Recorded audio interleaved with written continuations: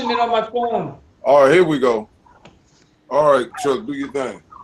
Okay. All right.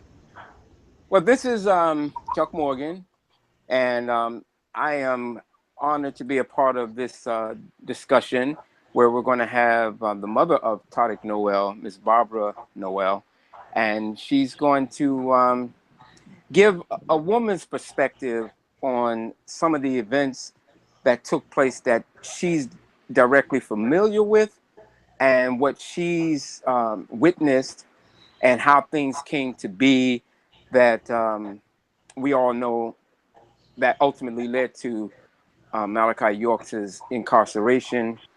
And this is going to be one of those opportunities for the listening or the viewing audience to get it directly from those that were involved, at least up until a point.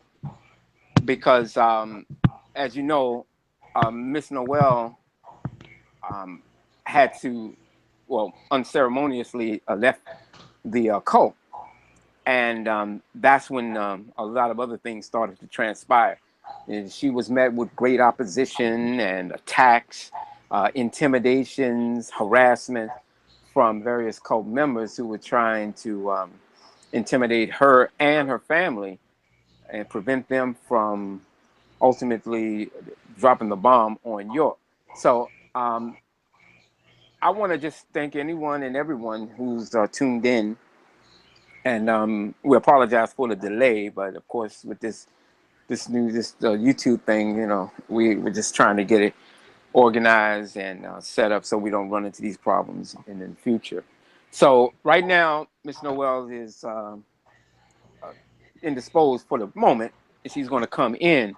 So in the meantime, what we're going to do is we're going to just go get a little background and, you know, speak with some of the panel, because this is going to be from a female's perspective, because for years we've been doing these shows and it's been primarily a guy thing for the most part. And periodically ladies would chime in and ask various questions. But I think this is going to be one of the first times that we're going to actually have a parent, because people have been asking years, what about the fathers or a mother? And because Miss Noel has been active in the early years, she, Nicole, and a few others that were victims, they were commenting in various chat groups, fighting members of the cult before all the information really started to come out. So now she's kind of back on the scene, and she's going to be taking some questions from the ladies. Who do we have on the panel? If you can, identify yourself so those that are watching will be able to know who's going to be asking various questions and engaging in the dialogue. You want to start, Newman? Yeah, just introduce yourself, and so they'll know, because all right, so this is Kwipu Nupu, and I'm going to be one of the new females asking a few questions to Barbara. And go ahead, Nunez. My name is Taariq Noel. I will also be asking Barbara some questions. Mm-hmm. And that's why I'm here tonight, in support of her and her son Tariq, because I know it's not easy, and I'm here for both of them. Okay. And of course, I need no introduction, but this Taariq, and I've been speaking off and on with Barbara for about over 8 months, you know, about trying to get her to come out and support. And it's just like you said, it's been a lot on her, because she had done a lot of this in the early years. And for those who don't know, go to a site called Illuminopoly.com, I think, and look that up, Illuminopoly, and you'll see a lot of Barbara's posts way back then, about 2003, 2004. You'll see Al Carter. You'll see a lot of old school Nawapians there actually saying all of the things and more that Chuck has been putting out on his sites and the various videos and the shows that are just actually repeats in a audio form or you know, up to date. But if you go back there, you will see that. So Barbara hasn't been missing from the scene like a lot of those diehard Nawapians have been pretending, because back then it wasn't Facebook, it was message boards. And so that's where you'll find a lot of that information at. And like I said, we all are here to champion a serious cause, because this is not just something that's you know, cornered into with Nawapians. If people have been paying attention lately, a lot of sexual child abuse, all even from children all the way up to the schools, a lot of the teachers are just downright taking advantage of the students. This is not just like, you know, you see, you know, a teenager that's maybe on the brink of 17, 18, and, you know, he might do a little thing with a teacher and he just, that'd be the end of it. These teachers are now going after these teenagers, and Lord, they just throwing themselves. So this is a bigger thing here. So we're trying to stay focused on this and let people know that child sex abuse is more than just a personal thing. This is something that's being geared by the government itself, and they're using homosexuality and rights for gays as a doorway to get the children. And we need to understand that the children are our future, and if we don't protect them and teach the signs and ask those hard questions before you join any organization now, you know, then we're setting ourselves up for failure. So, you know, we definitely want to applaud Tariq for all of the fighting that he and his sister Nikki and the rest of them have been going through, and that we hope that by Barbara coming and saying what she's been saying, that people who know of them will have enough strength to come out, and that they don't have to suffer in shame any longer. Because what happened to you, even though it was something that was predestined before we was all born, there's nothing we can do about our life paths. And I just want to tell y'all, don't let that put your light out. Keep fighting. We're here with you. We're going to stay on this thing until it's over. And so it's time to celebrate. And like I said, it's like a coming out party again for, you know, they're not victims because they're fighting back. And that's what I just wanted to say that. And I'm glad I got a chance to know Tariq and get a chance to know his mother and get a chance to know Chuck. And the Noonie Boos is in this fight for sure. With Noon Science, we not fighting just for Noon Science. We fighting for right versus wrong, period. And I think that covers everything. Yeah, I agree. Peace. Peace and Yeah, Tariq. Welcome over. Peace, Tariq. yeah. So I just, Barbara Noel, that's my mother. Let me put the video on real quick. So if the picture confused anybody, because I changed the picture for today. This is one of your earliest, one of the few pictures I have as a baby, and it's my mom holding me right there. So, Oh, wow. Yeah. So, I thought it was appropriate to go with this picture today because it kind of gives you an essence of how it gives you a time capsule of what it was like in the picture that's worth 1,000 words. You can kind of see a lot in this, devotion, caring. You see a mother looking at a child that wants the best for that child, like as any parent should, So that's kind of why I went with this picture for today, So, but I just want to say hi and peace to everybody, and peace to everybody on the panel, the brothers and sisters here.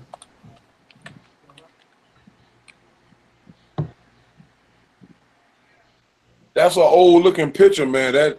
What year is that? Because I mean that look like that the Ansaarau Allah days right there. How old is that picture? Yeah, well, that's definitely the Ansaarau Allah days. Couldn't have been one, or Right. months old. So that had to have been like 85, 86, Mm. somewhere around that time. Back in the Ansaarau Allah days, and growing up in this, the way you see this picture, we was involved in the culture as far as it's just not. My mom didn't just dress like that for no reason, and Exactly. I don't have a kufi on my head for no reason. Like I grew up speaking Arabic, like until I learned other, English and other, Right. we moved on to another religion. So, we was for the children there, we was actually um, um, raised solely on the what the vision of our parents and elders were like, their vision for a future for our children. Like we was living that, like, and as the community struggled to get to where it was trying to go, we went through all the ups and downs there as well. Hmm. So like we were homeschooled, like we were living in quarters with people our age that's the same gender. Like, so the boys would live in one floor or house, the girls would live in one floor or house. Women Now, will be in the next building over. The brothers now, will be somewhere else. okay. So now this was in Brooklyn, right? Well, obviously the picture that you have in your icon, that was in Brooklyn. But by the time you got upstate, because one thing in one of the articles I put up on the wapinism.com was that how York took not all of the children out of school, but there were certain children who were usually the victims. They were taken out of school and worked pretty much full time on the land of state, on the property of state. Were you one of the children that were taken out of school? So as far as school, like all I remember through school, because I was a little bit younger than I was in that uh, kindergarten age, Hmm. so Hmm. you're allowed to, I mean, not allowed, but you can kind of get away with, homeschooling then, because you're teaching them elementary stuff. So like, but the older kids that would be required to be in school, like like my older sister, she was in public school and she had to leave public school. Okay, so York took Nikki out, and Mala, she was taken out, and of course, Habiba, uh, and a few other sisters, they were taken out. Okay, yeah, Yeah, okay, that and that can. from me to my older sister is a 10-year gap. Mm, So hmm. so at that time, like I'm a baby, Yeah. and a toddler. So they're going through that part of it, and I'm growing up under that. But just to give a little distance, Hmm. and where so Okay. I'm not possible at this. I'm not sure if it's possible at this picture, as me as a baby, if my sister was in school at the time. Maybe Hmm. I'll ask when Hmm. my mom comes on. So yeah, Yeah, but that's going. yeah, Yeah, people were yeah. I think that's one. Yeah, because um, something of an issue because people were talking about how were the children educated? Because I remember when we had to come upstate from Baltimore to bring three of York's children down to live with us.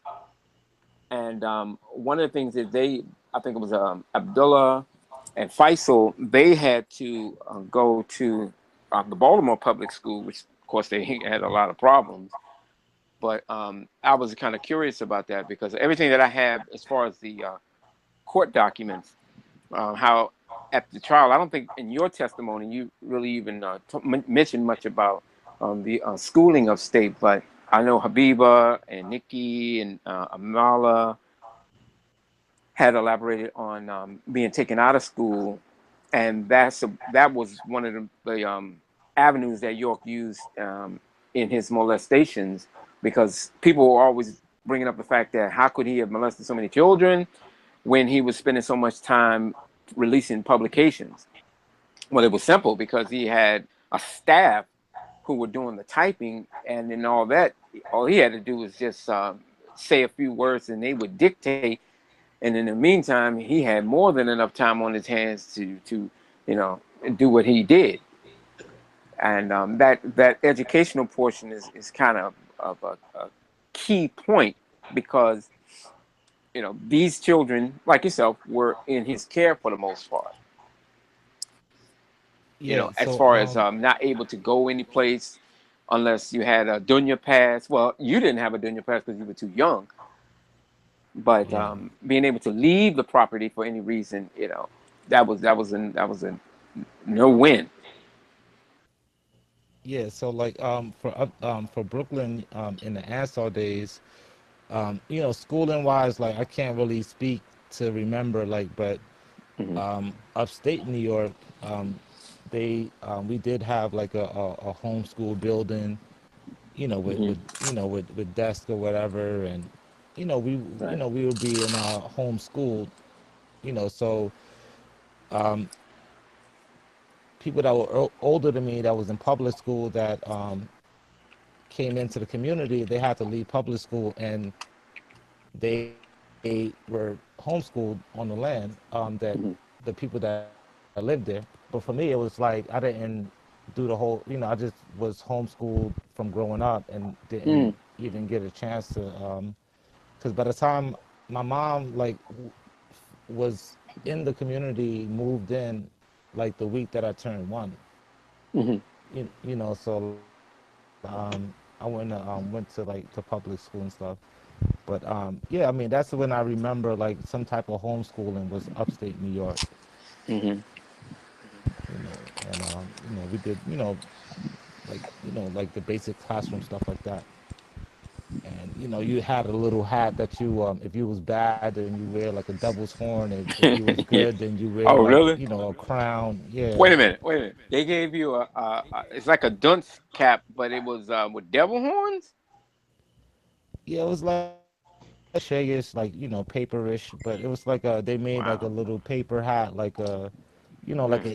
you're bad, and then if Mm. you was good, you'll get like this crown looking hat, like Mm. the good hat, so Wow. little discipline measure thing, Hmm. yeah. Oh, I And see. then yeah, and then we also upstate New York, like we was you know starting to do like the martial art stuff, like the martial art training. Like they, Hmm. started young with us, Hmm. and we'll be doing little exercises and stuff like that. And Did that also include the girls? But see, I know that the boys are separated from the girls, but from when your memory of upstate or even on Tamaray, what did they have that implemented for the girls as well? That type of training and or discipline? um, um, nah, I don't remember like the girls being with us with the martial arts stuff like that. Hmm. Hmm. Um, you know, because like even like as a young child, like when it was integrated like boys and girls at certain times, like if you're living at a certain house that's closer to where he's at, Hmm. like you can have a baby like toddler boys and girls, but like once you get a certain age, then you go to the boys' house or the girls' house. Like you're no longer like a baby. Like when you are able to be without your parent almost. Hmm. So as far as like the martial arts and stuff, I think later on the towards the end, they started letting some of the girls do the training, the martial art training, but it was nothing like the stuff that that it wasn't like a integrated thing. It was just like mainly the boys and stuff like that. So being as when you were living on the land, I'm doing this because I want to give people um, almost like they're putting themselves into the life, what it was like there for the children. And when Miss Noel comes on, then we'll be able to see how what they were dealing with and what the adults had to deal with, at least from the mothers, because people are going to ask, well, where was the parents doing all of this? Because from what I've been able to see from us as being, I guess you could say, street soldiers at the time, the whole ideology was that York was raising or preparing the 144,000 children of light, which would have been people like yourself, the kids, the victims. And the way that he was able to successfully sell it was that he, being the incarnation and or Melchizedek himself, and that he was the one who was supposed to groom the children, because he was the one that had control. This is how it was given to us. He was that he would be the one who was able to bring the ships, or the ships at the, before then, back in the I think it was back in the 90s, early 90s. He wasn't, prior to 1992, I believe, or 90, actually even before 94. He wasn't talking about this Nibiru thing. He was just saying the ships, because he was relying heavily on the Book of Revelation, chapter 21 and 22, where these I saw a new heaven and a new earth and the old earth, etc. So the idea was that the children had to be separated or taken out of society, groomed by Melchizedek. And then when the ships were to come, they were to leave Earth and go away for 1,000 years, which would have been one day, because according to him, being with Allah or Anu or whomever, whatever he wanted to use at the time to further the lie, that's where a day unto him was like 1,000 years. And so then they would come back and be as saviors to the world after the nuclear war takes place, and then this whole new beginning starts. So the game was that or if you had children, you are willingly making a sacrifice of giving your children over to York, because you're trusting that with all the information that he's supposedly have given that was factual, you could trust anything that he says. So he'll use the Bible, the Quran, and use various translations and interpretations as a means to help further this ideology that he is the one sent. In a very subtle way, he is a Messiah, because he's the one, because without him, none of us would have been saved. So as we give our children over to him, we're trusting them to him, because they are supposed to be a special and elite group that is supposed to be raised, and that can only be done by way of him. And so a lot of parents, bought into that idea. And when this is not even talking about children in the satellite communities, which were these places like Boston, Florida, Washington, Philadelphia, but that those who in Brooklyn, and then because even with the number was crazy, 144,000 children. And so by him being the one that is to help raise, or is to groom them, he have the custody, and that's separating the families and separating the parents from their children, et cetera, et cetera, et cetera. Which kind of contradicts his own idea, where he said that he came to turn the hearts of the father and turn the hearts of the children back to their fathers and mothers and all this sort of stuff. So I was just trying to get a better perspective on what life was for you there from your perspective, and then by the time she comes in, she'll be able to give it from another side, and that way we're all are like spectators on how the events generally, what life was like in that world, and how he was able to do some of the things he did, get away with those things, and do it in such a way that what just by he being in the company of these children, it wouldn't be suspect, because he is the one who's supposed to, at that time he was supposed to be the one to do all this grooming and then go away. And then of course later on, when he started accepting and embracing a lot of the Zechariah Sitchin stories, he was able to take the revelation story of the New Jerusalem and then turn that into being the ship Nibiru that he was supposed to be riding on, just like he later on said that he came in on Nibiru because that was his craft, which is of course all bogus. None of that stuff matches up. None of that stuff is linguistically sound nor historically confirmed. But I just wanted to get that part laid out so that those that are putting these things together and trying to develop this picture of how life was in the Ansaarau Allah Community, Nubian Islamic Hebrew Mission, Holy Tabernacle Ministries, United Nawabian Nation of Moors, etc. You're going to be, from your experience, guiding us and walking us through it. So even with that, when you were down in Georgia, with the publications, as you being one of the children, were you privy to any of how the books were put together?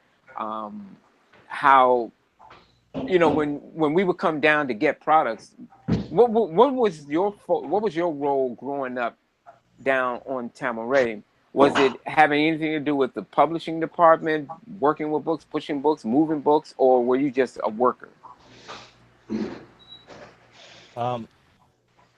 Me, well, I mean, I didn't have anything to do with like publishing the books or anything like that. I have been, in the office while, I've been around the office like too many times to even, make it a uncommon occasion. It's just like, like the because I grew up there, I was able to go into the office. So like in the office, there's lines of computers and stuff, and the women are there like typing stuff, editing stuff, working. There's on the walls, there's like a library of sorts, Mm-hmm. Mm-hmm. uh, you know, uh, 2, 3 walls full of libraries of books. So that's research material, you know. Adjacent, so the office is upstairs and downstairs. So, different departments, whatever the case. Adjacent and connected to the office is what used to be the movie theater, which is in that same unit building. In the back is where the jacuzzi thing, that the jacuzzi room he got is connected, so like Hold it. That brings up a whole nother argument unto itself. That jacuzzi room is something that most people are not familiar with, and that played a key role in the trial because of some of the things that took place where York had these little orgies with some of the boys. Because I know it was Khalid Eddington, yourself, and there was another individual that was brought up. I can't remember his name, but he didn't live on the land, but he would frequent the land. And that was that little. Can you talk from your memory of the jacuzzi room? How was it structured? Who was able to go in it?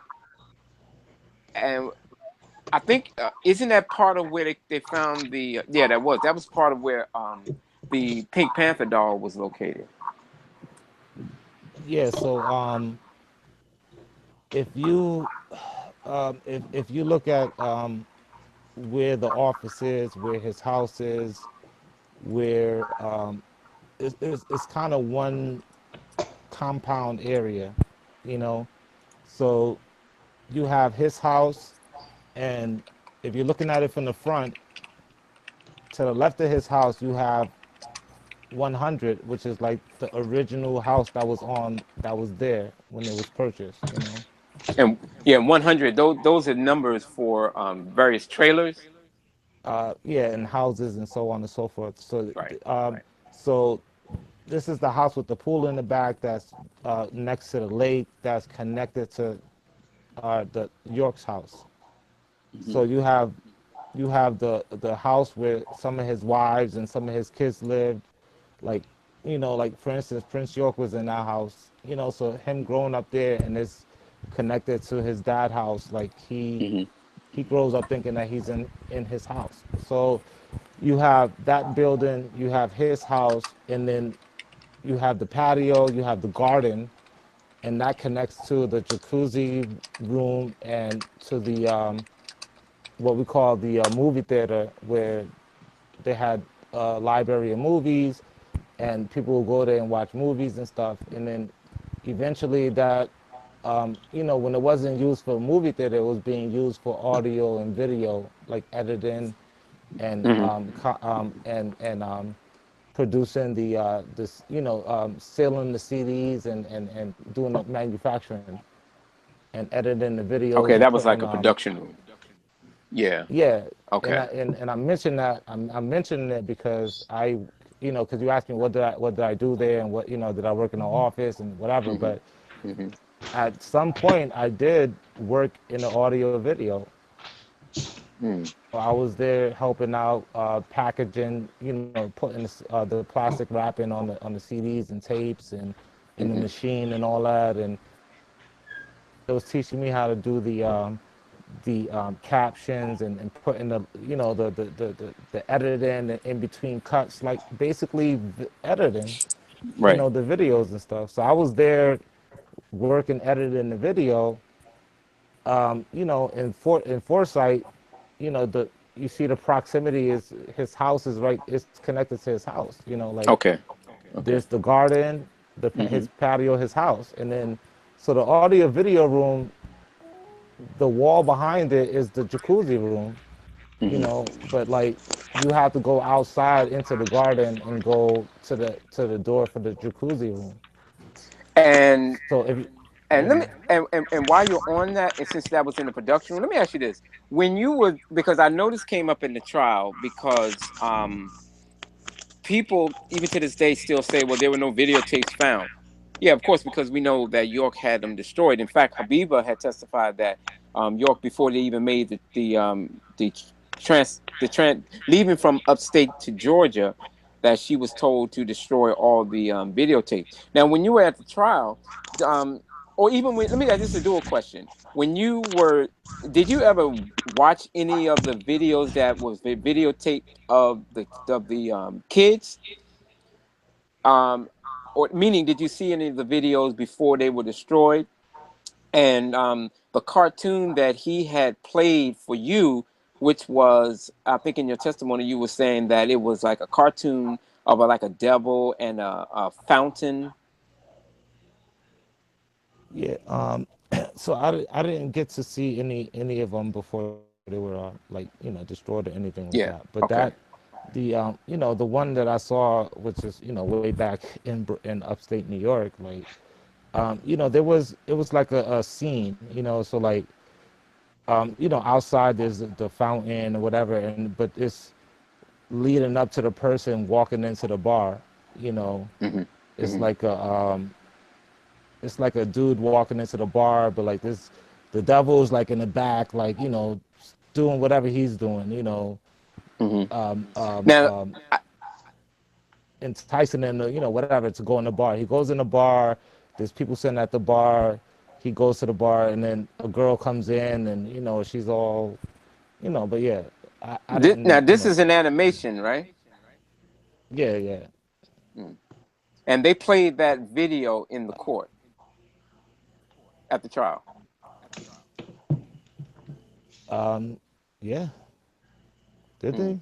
And that, yeah, That's because I remember from reading the sealed transcripts, I'm seeing, looking at it now where it says they're playing it, and they're asking you, do you remember this video? And you pointed out various scenes from the movie that helped Yeah. to story, because that was one of the Yeah, it videos was a that was certain part. Yeah, yeah, certain part. yeah. Now I was trying to get Yeah. a picture on that, because that was one of the pieces of evidence that corroborated not just your testimony but others' testimony of the pornography that was cartoons that he used to entice or to get you and some of the other boys, um, I guess in his mind, I Yeah. guess aroused or something. Yeah, and then and then like that when I saw that that was the first incident. That was when I was 7 years old. Like that's the first time I saw anything like that. Mm, mm, So that's you know that scene from that whatever clip. Like I remember that. You know what I'm saying? Like, uh-huh. and that's 20 something years ago or Hmm. however long.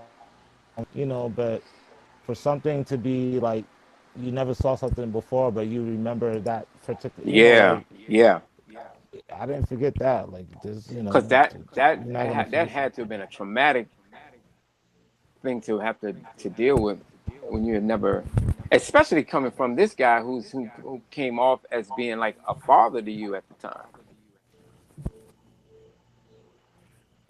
Yeah, like like yeah, I think it's used as a tool to Hmm.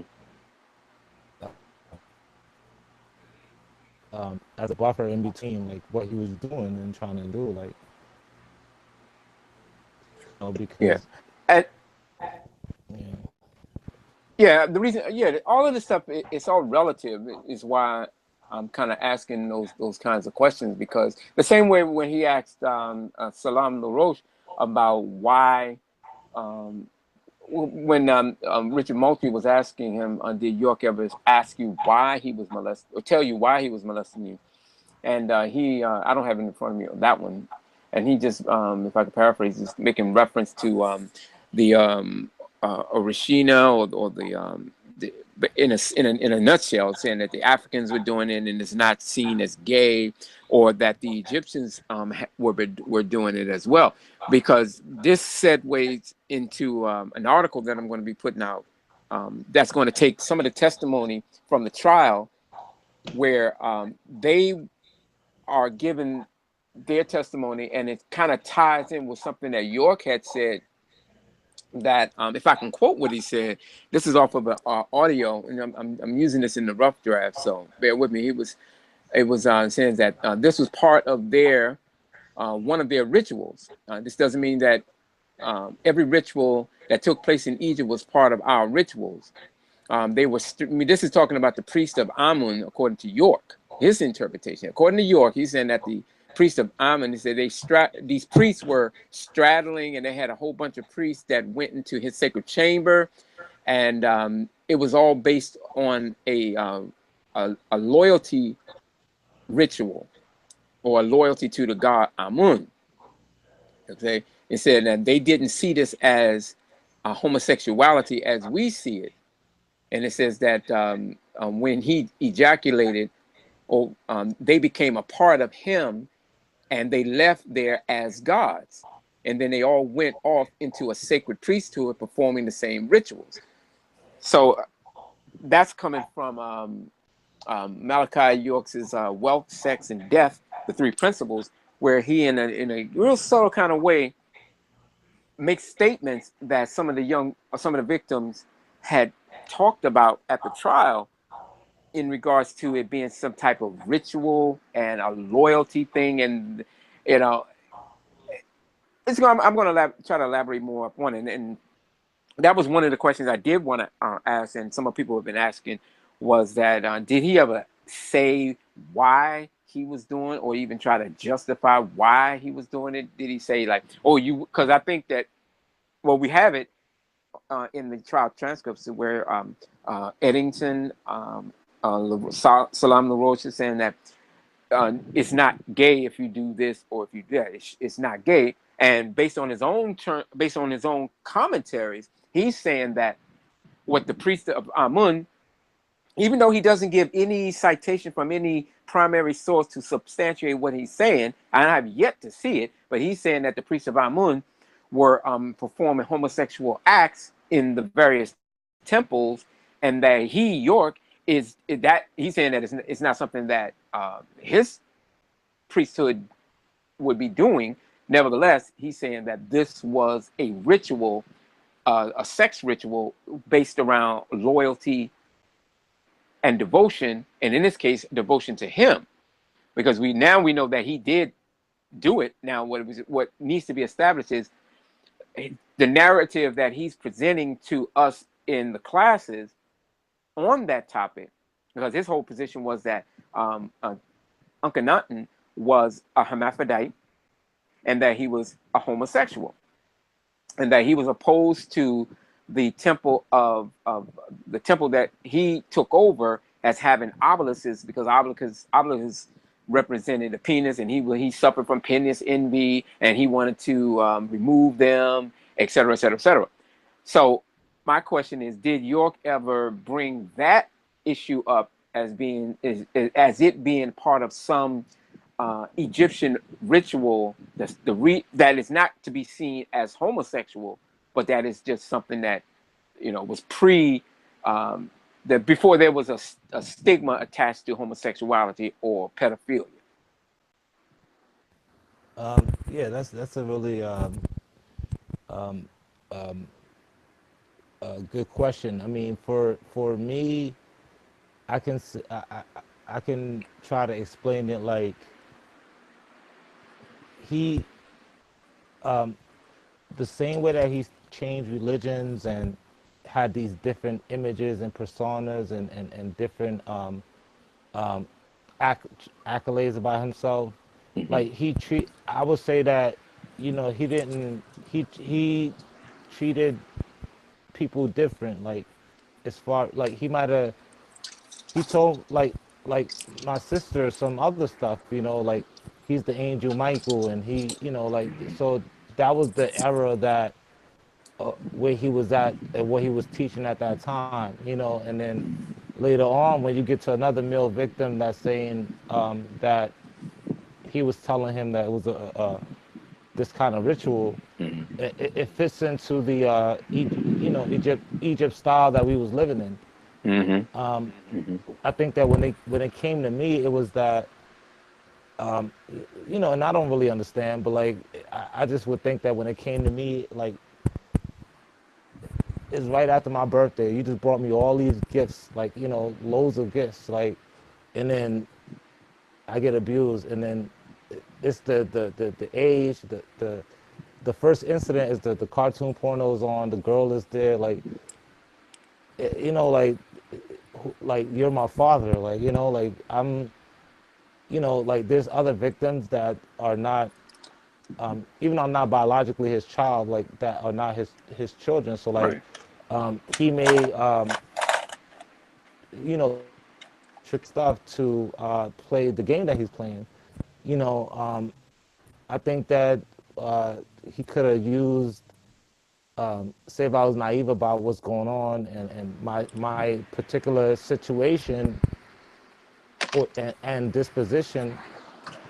And then at the time, like my sister was being abused, like, like my sisters too. So it's like, I don't, because I was so young, I don't think that he, and it didn't get to the point where like he felt like he had to tell me something to explain what he was doing. Like, you know, I think that like to do that, he would have to feel guilt. Like like he would have to try to, he never really tried to say anything to me like that. I just think that because it happened when I was young, like everybody had their different situations, like it was less of a risk for him, because, but if he tried it with somebody older, he would have to, fill in some of the brainwashing. But I was already, I grew up in it, so like I knew nothing else but the community. And then the guy, Malachi was my father. Like I didn't, so I was the prince, or my sister was the princess, and my family was that's how we grew up. Like, but for me, I was humble because like everybody showed us love. You know what I'm saying? But some people, some of the siblings, like they'll get arrogant and let it get to their head, and I wanted to be different and be humble and whatever, like, and that's, so I never really took all of it, to the head like that, like, but I, like that, it's just so many layers for me that it never got to a place where he was trying to explain what he was doing. Like he never tried to do nothing like that to me. I see. Okay, and one more question before we bring Miss Noel up. Just as a side question, because someone hit me with this. During the time of the molestations, I mean, when he was in his glory, during that period where Khalid and Salam, yourself, Isa, where was Ramesses Richardson at that time?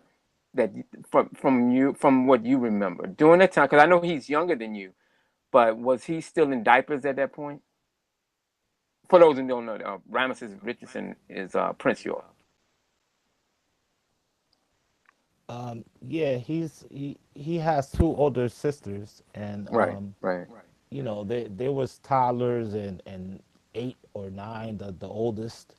Like, so when he came in the picture, like he was a baby, and a few years go by, you're 2 years old, terrible 2, 3 or 4.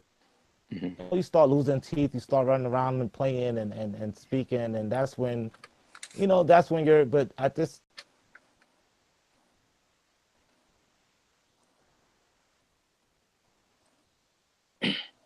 I think you lost him. he wasn't older than 6 or 7, like Okay. when I left. Okay. I just wanted to put that in there. It may come up at a later time. Yeah, me and Ramses, Prince York, we never lived in the same house, so to speak. Like we are far enough in age that we wasn't in the same building. Like he was with, he was young enough to be with his mother, like, before he was old enough to have to move with the boys, with the rest of us, so like, he had that little time, and then he never really had to make it to the older boys' place, so he didn't really get to see how it was, there, he might have came Because around, by the time he got to that age, the place had gotten everything went raided. down. Yeah. Okay, that explains a lot. Okay. Okay. All right. Thanks so much, Tariq. I mean, we're gonna go back and forth on this, and feel free to chime in on anything as questions may be brought up. But at this time, I want to open this up to Miss Barbara Noel, the mother of Taariq, one of Malachi York's wives or quasi concubines, however you want to phrase it. But Miss Noel. Hey, hi Chuck, how are you? I'm wonderful, dear. Greetings, welcome Yes. aboard. I'm so happy to have you on here. Finally. Thank you, and peace to everyone on the panel. True peace, true peace. And everyone listening. Thanks. Peace. Yeah, I know you've been listening in, and I understand, because this is such a touchy topic and it's extremely personal, and you're allowing the world to come into your world from what took place way back when, which was not so long ago. And bear with me, and please don't interpret any of these questions as being anything more than just something that we need the people need to know, and just get it from where you're coming from, how you saw it, what you felt, because this is something that the people, even though we give various testimonies of what took place, to have it coming from someone that was literally intimately involved from a female's perspective as a spouse of sorts, this is something that kind of opens a new chapter in helping to expose Malachi York and his devious acts on the land.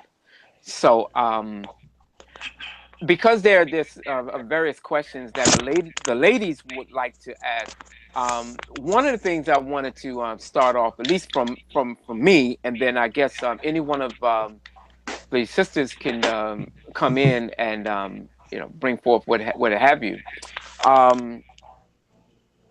First off, how did you come into the organization initially?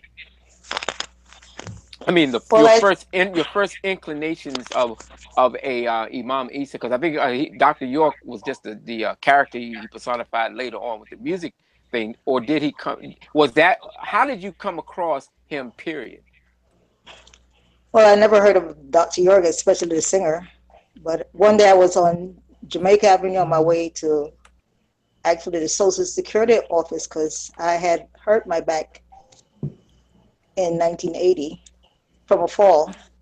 And I was on disability for my job. And when they determined that because I could touch my toes, I was not that disabled, even though I was in pain, and I have been in pain and still are to that fall.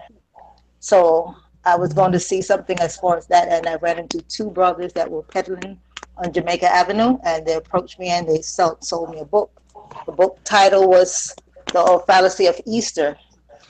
So I bought the book, went to my apartment, went back home and started reading. So after reading the first book, I went back and bought a whole, like 10 or so more books. And I went home, and actually it was the month of March. I literally read, sat in my mother's backyard in the morning when it was, nice and warm in the sun, and read all day.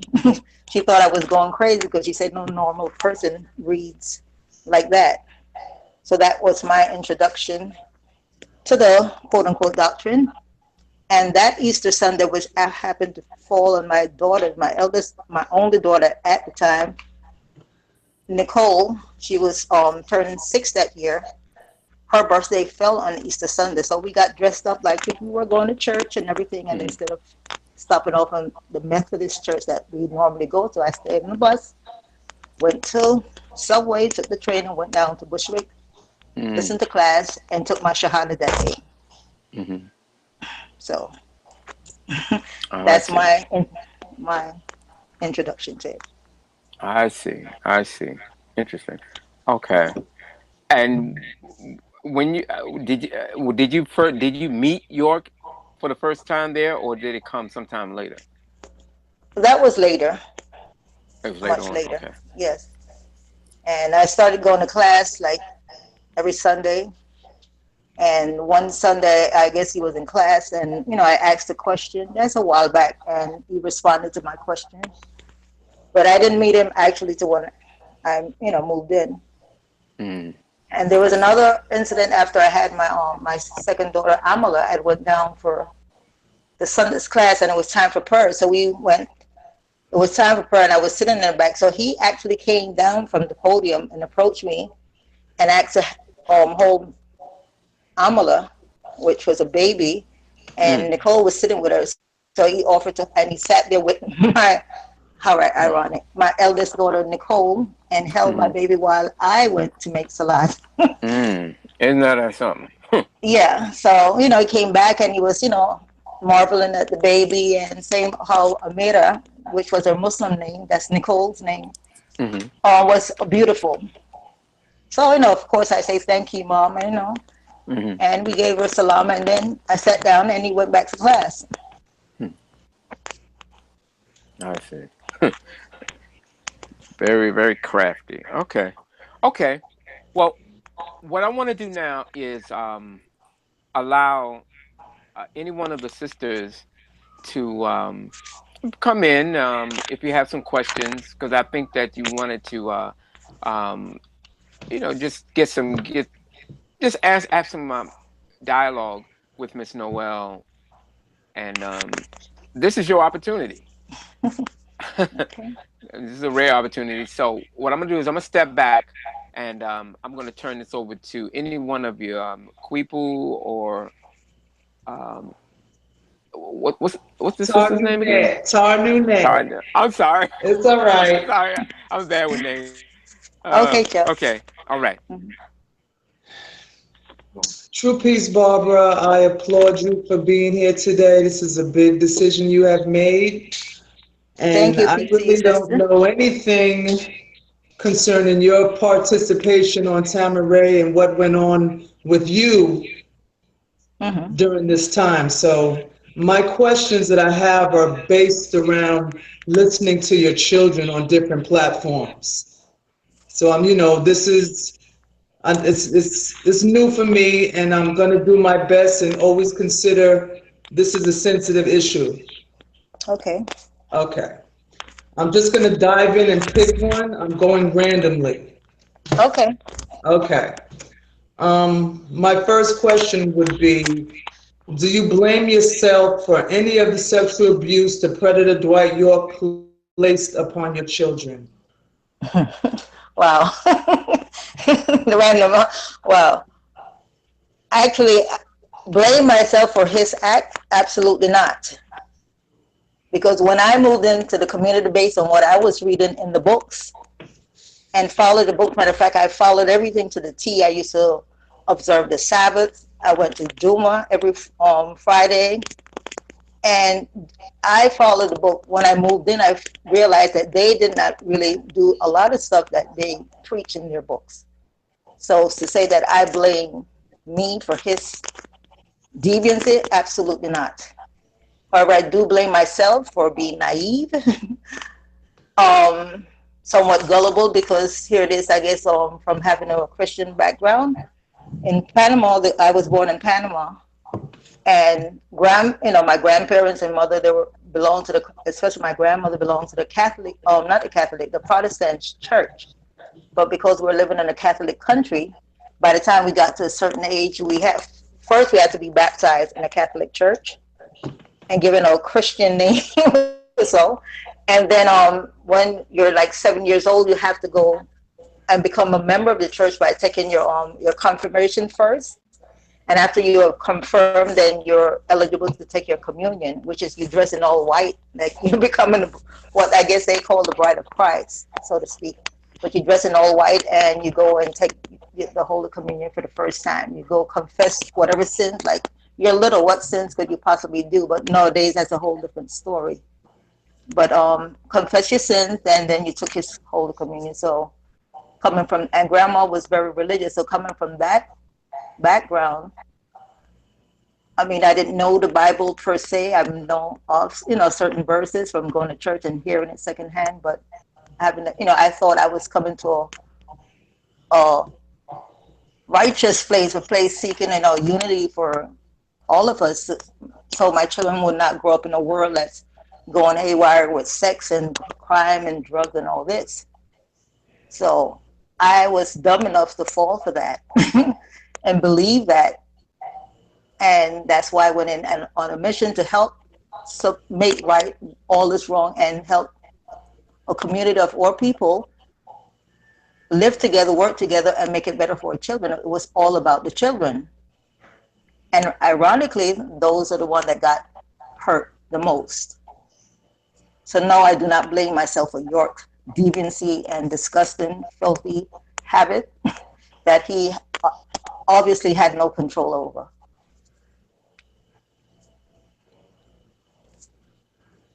Gullible? Yes, I fully. Naive? That too. Believing we're about something? Yes. But yeah, no.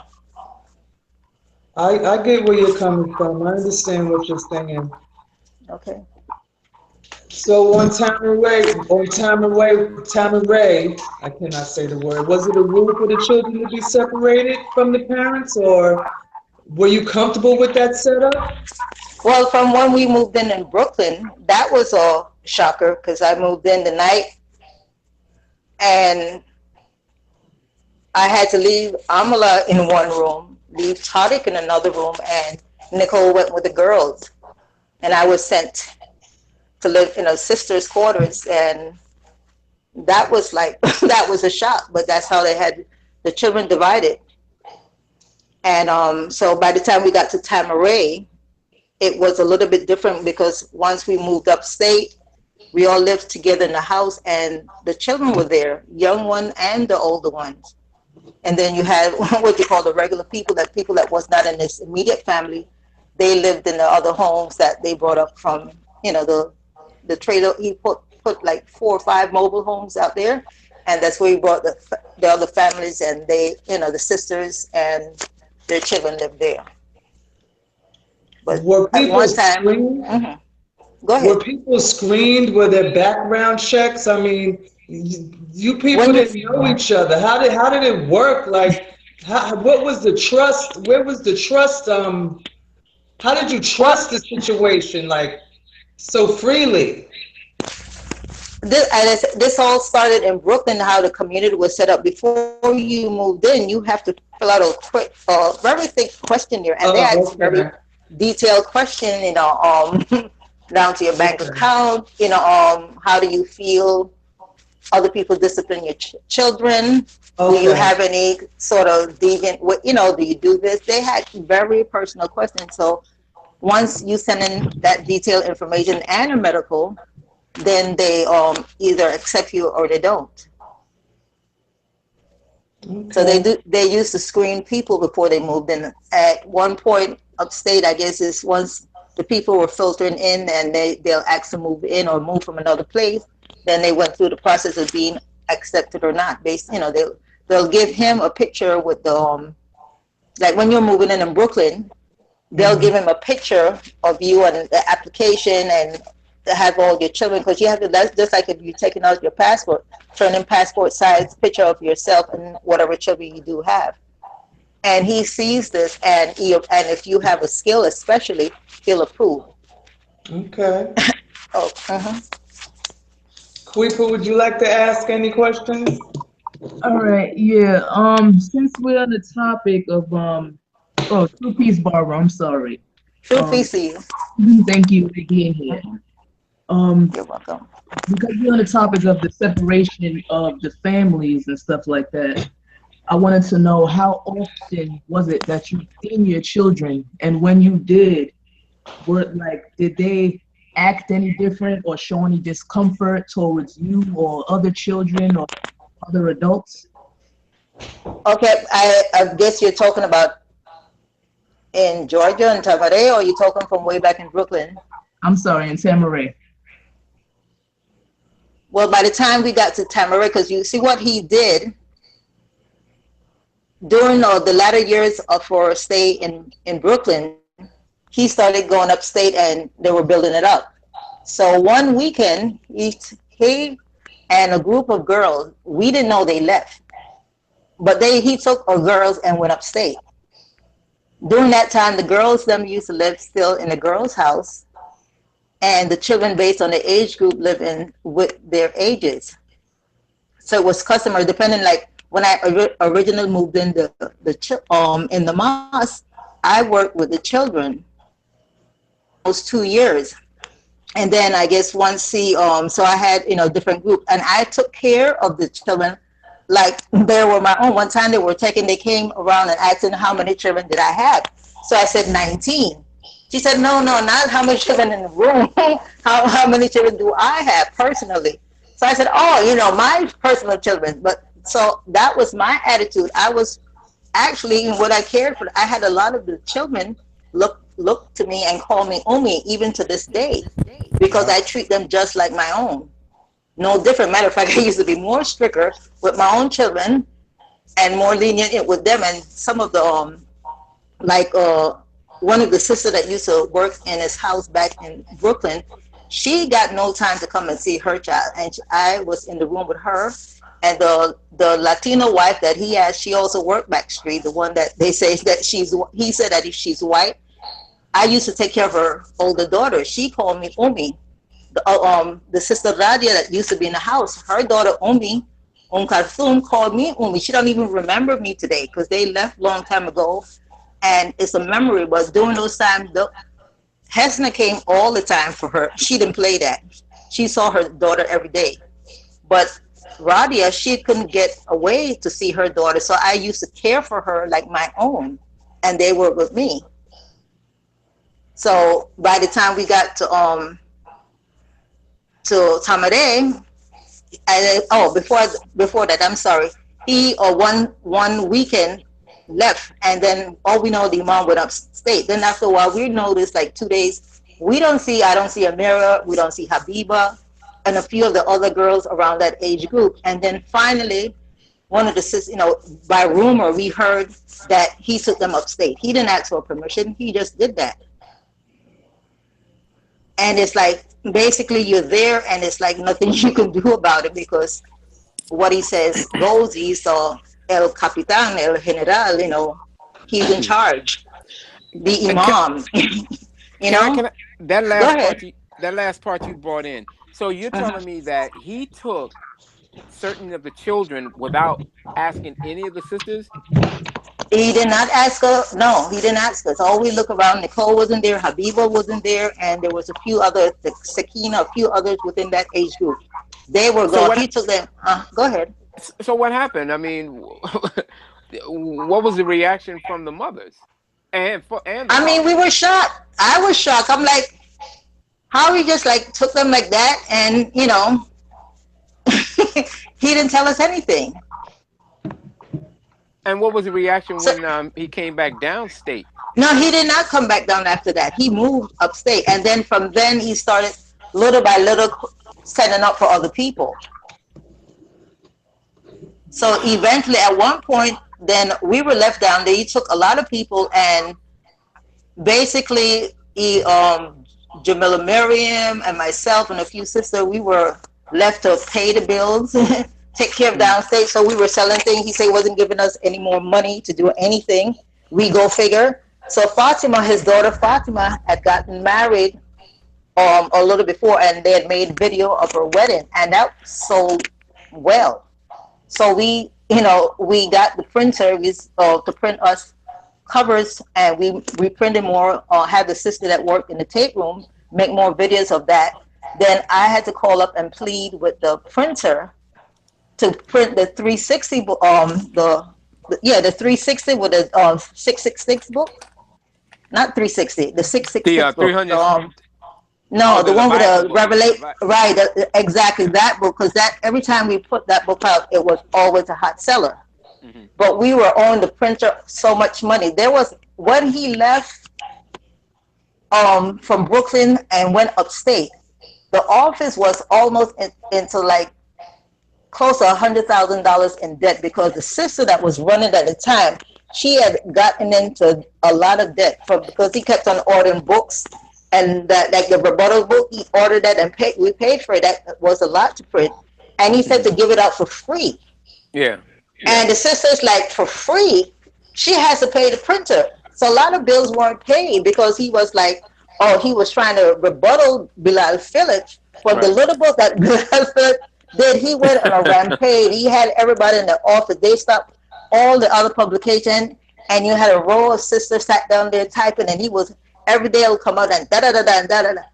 Years later, when I opened up his book, the Ansaarau rebuttal book, and I'm reading through, I'm like, whoa, that's a lie, that's a lie, that's a lie, that's a lie, that's a lie. He was just puffing up to come back to this book, and to make an impact, he decided to give that book out for free. It left the sister that handled the tents of Kedar in a lot of debt. Yeah. So she couldn't pay for that. She couldn't pay for the separation cost. She couldn't pay. She had almost $100,000 worth of debt and didn't know what the heck, how she was going to pay for it. Mm-hmm. Matter of fact, she slipped. One young girl that was, her name was Amal. She had a child by him. I don't know whatever happened to her, but anyway, she was pretty good in math. So she slipped her a note saying, could you troubleshoot how to raise $100,000? And the sister showed it to us, and we were laughing like, well, she's in charge but can't pay the bills. It was rough. So we had to go figure. We reprinted Fatima's wedding video to sell. We reprinted the Leviathan book, and there's something, and we sent to get cocoa butter and the Was cocoa those butter and the the Moxie pomade. products? Yes, Was that the, yeah? because those two products were selling a lot, and we took money and gathered up money and promised the printers, promised this person we're gonna pay, and sold the thing and got money paid off the thing, and that's how. And then the next set of bills that we were gonna tackle was the real estate book bills, because the real estate bills weren't being paid, Is that for because the upstate? person who was for the bills in Brooklyn, Oh, the person his main wife, I won't call her name, not the one Ramesses is claiming now. oh, Fatima. She was one of the main. Yeah. No, she was one of the main wife, but she wasn't the main wife, Right, right, quote right, unquote, right. because the main wife got arrested. And I Yeah. said unfortunately Yeah. because Yeah. Oh, you can say it. anyway, that's I can say. I'll say that's her Kathy story. Johnson. Kathy Johnson. Yeah, I was not. Yeah, Yeah. but from what I heard, she was getting ready to leave just before. But unfortunately, I guess what happened. So but anyway, I don't know if I addressed your question or I was just rambling on. No. You what you did was you filled in some of the pieces and you brought more clarity to something that was more bits and pieces of, because we remember a lot of those incidents, but this is something new to me, was that he actually kidnapped the children to take upstate, where he would he was in the process during that time while in Brooklyn molesting them, but he actually kidnapped some of the children and molested them upstate. Wow. Yes, and and that's the thing I always wonder as to exactly when did it start with these girls molesting these particular girls? Did he start downstate or did he start once he went upstate? But there was a picture I think he had put on the website that he was sitting there with some children, and this little girl had this look. She was looking at him in such a way. And when I saw that, I'm like, oh, that had to have been started. He had to have been doing something in Brooklyn. Is that when he's standing in with a target on with this girl holding a child, which she's and she had that look, like she had a look. When I saw that picture, I just saw him in a whole different light altogether. I'm like, whoa, he had to have been doing something on some level from back then. Everyone has seen from that back photo. then. He had to do that. Yeah, Yes. and even Habiba had all those that were in that during that period, because even Habiba was pointing that out. Even Nicole, that it increased when it went went upstate, because he had full reign and no one else was around. Yeah. I'm sorry, I didn't mean to. That definitely is something that. Wow, that's kidnapping. Wow. That's sad. I want to respond. Well, I want to ask another question based on that kidnapping situation. That's kind of like a warning sign that this man was doing, some weird things. Was there any other type of warning signs that you have seen throughout your journey, being a Nuwaubian and things like that? Was there anything else that you've seen that made you feel uncomfortable being there or gave you an impression of York? Well, at the time, of course, we didn't, I didn't question it and look at it weird. I was just upset that he just up and did that. And, but when we were on Tamaré, and we were waiting for him to go walking one morning, and I used to live in the house 103 at the time. That's the house down the hill or up the hill, depending on which way you're looking from. And while we were waiting for him, it's like all the sisters and brothers were right there, and the sliding door slid open, and out come one of the young girls. So for some reason, everybody looked, and even myself, I'm like, it just seemed odd to be coming out. It just seemed odd. So what I did later on that evening, when I saw my eldest daughter, I asked her, I'm like, Nikki, like when you all go to Baba's house, what do y'all do? So had I been a regular mother on in the world and being around regular teenagers and seeing the situation, would have picked up that the minute when I asked her the question and she looked down. She looked down. She looked down and looked to the side and just said, "Oh well, you know, we like go over there and we sit around and watch TV and we sit up and talk and then till we just fall asleep there, on the floor." So again, me said, "Okay." Later on, when I realized, I'm like, I should have picked up when she looked away. Again, I'm not expecting anything other than exactly what she described. Right, right. And mind you, another thing people don't realize that once you're in there, you're up, especially upstate. I personally used to get up like 5 o'clock in the morning or so early to use that way I could use the bathroom by myself. I could, bathe by myself while everybody is asleep. Matter of fact, years since I came out, I don't have them now, but when I used to have my nightmares, it was always a situation that I'm trying to have privacy in the bathroom and there was no privacy. Sisters is coming in or the bathroom is dirty and things, and I would wake up totally distressed from that. And those were my nightmares of that place. Sometimes he was in it, sometimes he wasn't. And over the years, the dreams started changing, and now I don't have them anymore. So I'm trying to put all of this behind me, but unfortunately, here comes what I call bobblehead. But this coming down on the scene, fine, you want to follow in your father's footstep, but the first thing as you open your mouth is lies after lies after lies after lies, and then you're gonna call my son Tariq a liar.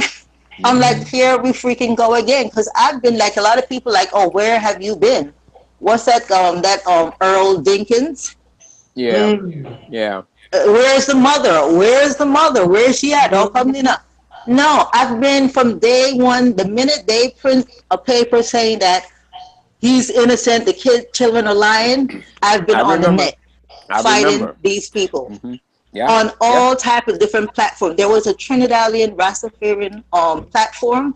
The argument got so heated that the administrator had to put us in a separate section in the bottom. I remember that. I was there because there was Indian media. Remember, there was like an Indian media or website. Yes. There's numerous other website Illuminapolis. I was threatened. My life was threatened, and I should say thank you, Nawapians, for threatening my life, because that actually gave me a little help to get something to because I would never be able to afford to live out here based on the rents and all those kind of things. And then I'm here coming from the amount of work that I did in that place, I would need a college degree in order to come out here and do that in the real life, in a real world, which I don't have. So at this age, you come out, leave the space with a child with Down syndrome that has a disability, that I will not say I'm going to go work any 9-to-5 job and leave her with somebody to babysit. Yeah. I'm sorry. I'm not doing that. So I'll be home when she comes home from school. I send her, put on the school bus, and pray everything is well in school. And if I needed to, after a while when I could, I did babysitting from my home. That way I'm at home, because especially this child that cannot express to me anything, along that side, I am not doing it. The children that could talk didn't tell me, and worse yet, I didn't pick up little signs. I'm not doing that. Even Barbara, when, go ahead. I know what you're saying. And on that same line of thought, now we know how York tries, or he's got, as far as children documented, we got 101. Okay, that we have documented. I'm sure certainly there's far more. But in your case with your daughter, how did he deal with her condition when she was born? Because I know that what's her name? Pauline Rogers gives a narrative what she said on the Montel Williams show on how he dealt with that. Now she's going to be talking about that on another time. But how did he deal with that? And did he ever try to hide that fact? Well, Mary, that's the name of my little beautiful angel. When I ended up pregnant with her, he didn't allow me to go to prenatal or anything like that. And finally, he said I could go, and I was in my 7th month. I almost, during that time when I went to the doctor, and she found out that this is the first time I'm coming for my pregnancy, she told me by law could report me. But I think she took a little compassion because she know we was coming from like a quote unquote religion, maybe a religious type of situation and whatnot. So she took a chance. But during that time, Clinton was president, and his wife had very strong policy as far as so-called children's law, and she made a lot of enforcement. And I should have been reported as to like neglect for coming that late to see a doctor. Stop. About my pregnancy. Stop. Yeah. So from he not allowing or preventing you from getting the proper prenatal care that was necessary, he was directly responsible for her condition. Well, I wouldn't say that as far as that is concerned, because it's a debate. Like I've seen, like they said, it comes from the mother, it may come from the father's thing. I know personally by that time we weren't eating like some of us. People that were close to him and like the Banats and stuff like that, they had they ate better.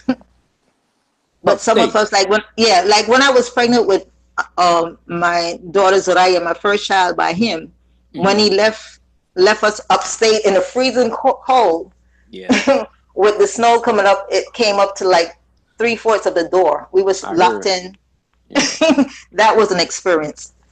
But anyway, we were eating lentils, rice,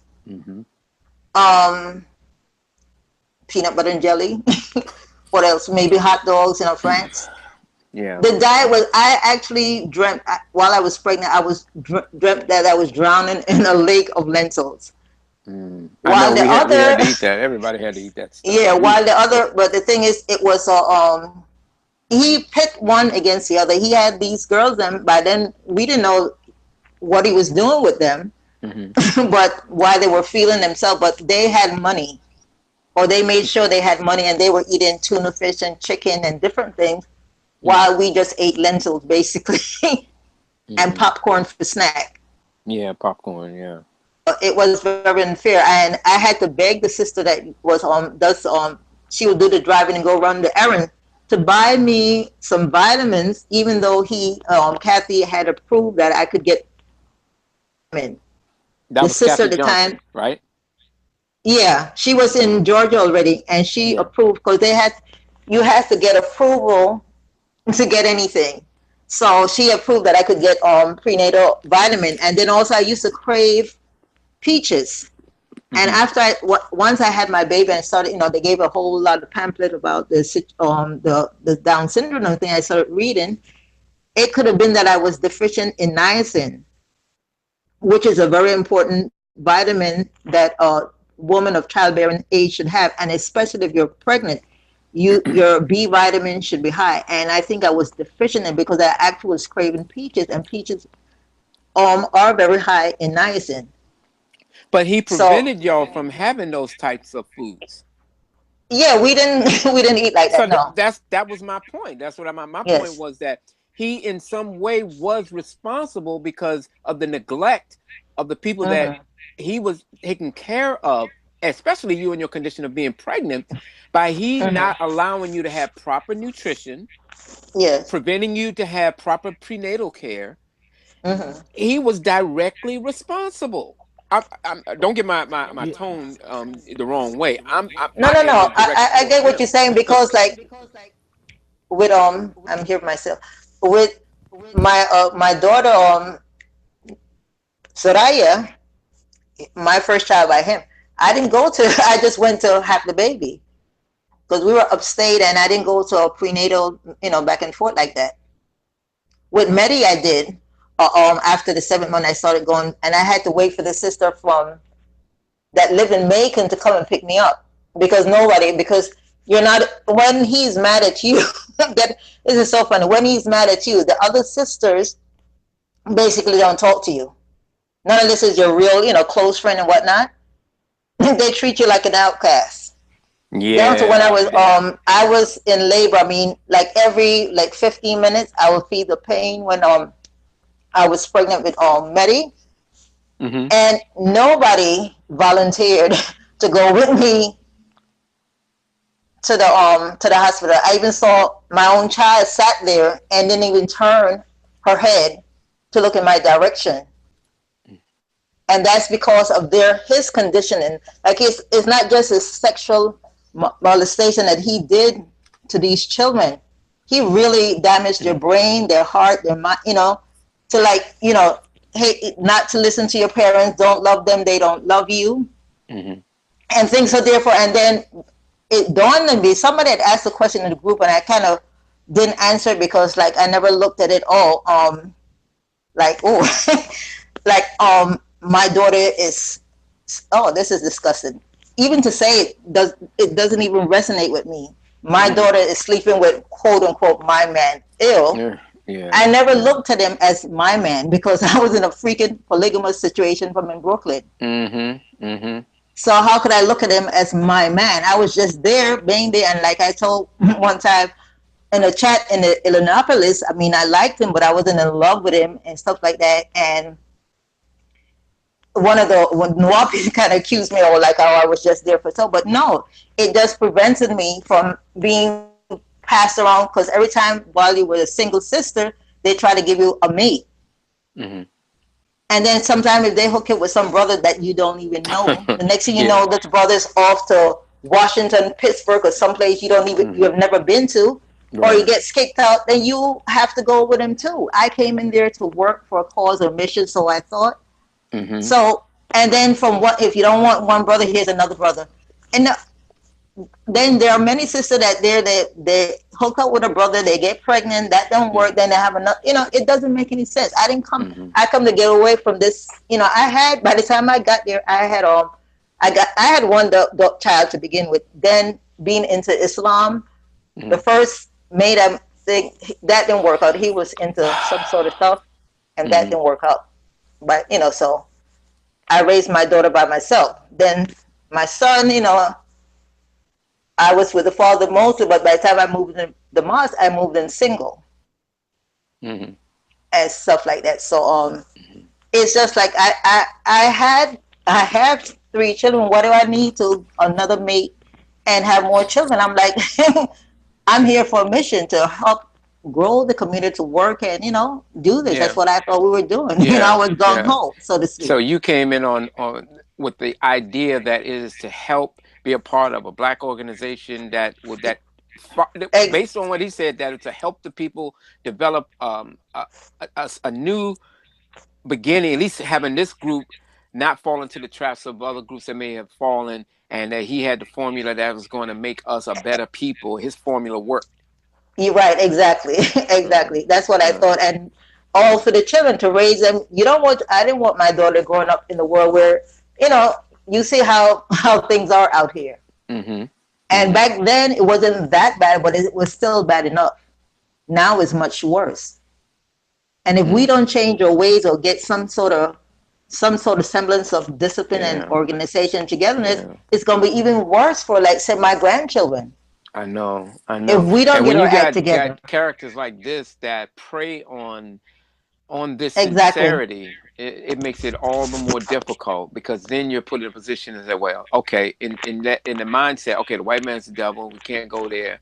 Now we got to be skeptical on a lot of these black organizations, because a lot of these guys are using that as a smokescreen to further their own little indulgence into sick behavior. And that makes it all the more difficult. And wow, we got a serious problem. I think that York's issue really was a wake-up call for a lot of people to really question and look at these leaders from a different position, because anybody can just pop up, especially now when you got these social media circuits, and they're able to be promoted, and next thing you know, they become some type of leader because they sound good, look good, have a good program of sorts. Yes. and that's just another vehicle that they're using to get your kids. But let me get back to that point. I just want to in this, at least as far as my point is, did he do anything for her? As a father, No. like, Oh, okay. because I know a lot of I know it wasn't until I think it was Oh, yes. Let's get back to Medi. So yeah. anyway, I go to the doctor. She accept me and going back and forth. She sent me to get a sonogram because I have to get one to make sure the baby's okay. As the man is rubbing, they put the gel and doing the machine against my stomach, he said there's some anomaly in her head. It's shown up that there's some and right then when he said that, I just felt like a weird sensation inside. I wouldn't say like scary, it just felt weird. So come to hear, when she was born with Down syndrome. When I brought her home, he refused to see her. He kept, if I was coming in one door, he will turn around and go the other way. Then finally one day, a few weeks or maybe a couple of months or something like that, he had no choice. Like when he was coming out, I was coming. He couldn't. It would have been obvious if he went the other way that he was avoiding me. So he met, and then he would grabbed her and he started talking. And of course, being who he is, then all of a sudden now he started making up some talk about children with Down syndrome, that how they're so special, that they have this extra chromosome, just like one of was it the Nakio? Are those the one with the pointy head or something like that? Yes, But yes, exactly. he equated her that she has a chromosome just like her, and she's buried this and all. Mm-hmm. So it was like going off, and of course everybody was like, oh, like all of a sudden now she was so special. And what's funny about the whole thing, he rejected her, and Mary was loved by all the children on the land. Yeah. Yes. Even till this day, everywhere she go, all her teacher loves her. Yeah. Everywhere I go, everybody speak well about her. Mm-hmm. And meanwhile, the father rejects his own daughter. Yes. I mean, from what you know, what did he do that for? What? Because I know he liked to push the idea that he is, because I have him documented where he says, "I'm the manifestation of perfection in the flesh." Oh, which brings to mind that before I had her, I was approached. He sent Kathy because she, of course, on her own would not have come. I don't think she would have dared to come and tell me that. She told me, "So what am I going to do? Are you going to have an abortion?" I said, "An abortion? I'm not going to abort this child. And besides, it is way too late to even consider that. Why would I have an abortion?" Because she was telling me, I need to have an abortion and thing, and they were pressuring me so much so that when I went back to my prenatal or another visit to the doctor, I kind of just threw it in like, abortion or something. I said something like matter-of-factly. So she said, it is way too late for any type of situation as such. But that's how much they were pressing me. I just threw just to see what the doctor would say. But they was, and then she told me, she brought one of the picture of the same baby, Najune's baby, with the head, thing. I said, well, this is what you want. Do you want a child like this? Do you want all the children here laughing after the baby and making fun of the thing? Cold-blooded. And then she told me that he's not in a position. So based on his position, he's not capable to have somebody like her. What? Being known that she was born from him, because in other words, that would, I'm not verbatim, but something to like that would go against his image. But being to have a child with Down syndrome. A perfect. And she was even thinking of sending me, do I want to go back to Panama? And matter of fact, when my baby was born, that was during the same time that Sills was coming to the land back and forth. Yeah. And for one point, when I was ready to come home, I couldn't get nobody on the phone. And it's like, what, are they going to forget about me? Leave me out here or stuff like that. So all this was going on because they was going through this whole thing with Sil going on the land, checking for the silos, the permit, and all kind of stuff. So it was a mess. Yeah. It was a mess. I remember. But yeah, they thought of maybe sending me to Panama because it would not look good for his image to have a child that has a disability. So he was going to banish you just to save his image. Yes. Wow. Wow. Wow. I'm sorry. I mean, it kind of took me back. I wasn't aware of that. I was not aware of that Yeah. one. Yeah. And even now, I mean, I'm done with that. But you know, just like Alonzo, this guy Alonzo Hayes was making a point saying that how could Yanun produce a child with Down syndrome, which would mean if you even left it in doctrine, that means that he has something to do with that in his blood. But that's another silly story, because all the stuff, of course, is his made up delusional storylines. Mm-hmm. But to actually, because I know he, just like his daughter said, that he rejects his own blood, and to do Mm-hmm. this to his own child, he just TC, you're right. He doesn't even deserve the title father. He's just a sperm donor. He's just a sperm donor. He's not even a father. I'm sorry. Yeah, I'm sorry. No, it's okay. Ladies, by all means, I'll step away. God. All right. I'm gonna ask. Okay. Because I could see that you were like a really loyal person in, the nation. What was it that, finally allowed you to get like, what allowed you to leave? What gave you a reason to just let all of this stuff go?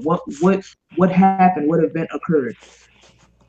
Okay, before I answer you that, I would just want to clarify a little something as far as like my position with certain thing and people, because I've seen a lot of question. Like I follow all my son's video that he, once he speak on somebody, and I do waste a lot of time reading people's comment. A lot of them are very hurtful, but and people can understand like how you take. But once like the original doctrine and that they used to say like for righteous sake, those who's doing righteousness will be persecuted. Mm-hmm. So I used to figure, well, if we're living in a mosque and we are all here striving people, upright Mm-hmm. people, quote Mm-hmm. unquote, righteous people. Right. So we're not in the world to be persecuted. So then I started justifying certain things. So it's negative thing you saw Mm-hmm. in there, how people were and things. I said, oh, right in here, you'll be persecuted. Mm-hmm. And So that's that good. was my reasoning. It's Mm-hmm. like, because I'm not, maybe the brothers had a different perspective because they're going out there and they're battling. But I'm indoors, supposedly around holiness. So therefore, if you find, sisters arguing, little thing happening, maybe all these things are quote unquote, as he used to say, these are tests. Right. Yeah. Melchizedek is Yes, testing you, these are and he gives tests. you a Quranic quote or a hadith where it says that Melchizedek, I'm sorry, on that Yanun, or not Yanun. Well, the way he was illustrating it, it was that that you suffering inside was one of the tests to determine your loyalty. Yeah, so therefore I think we basically, or I could say for me, let me speak for me, maybe by then I'm conditioned that things will happen. Matter of fact, even in Brooklyn, I used to think, oh, well, maybe I'm El Diablo because I used to see a lot of things, sisters be with a thicker be, subhanallah, subhanallah, subhanallah. Mm-hmm. And but the next minute they're cursing you out. I'm like, that doesn't look righteous. I couldn't understand, Yeah. the contrast I used to see, and his sisters would be cutthroat and thing, and you hear brothers doing this, brothers getting beat up. I'm like, so I'm like, okay, I got to be El Diablo because it couldn't be that everybody else is not good, and then I'm misrighteous. So maybe I'm the devil, because I didn't get it. But what I realized later is most people, or a lot of people, is not of the same mind frame that I am. You had people in there just for they need a roof over their head. Maybe they got out of prison and eventually they end up there. I don't know. People from all walks of life, because you had educated people also living there. Mm-hmm.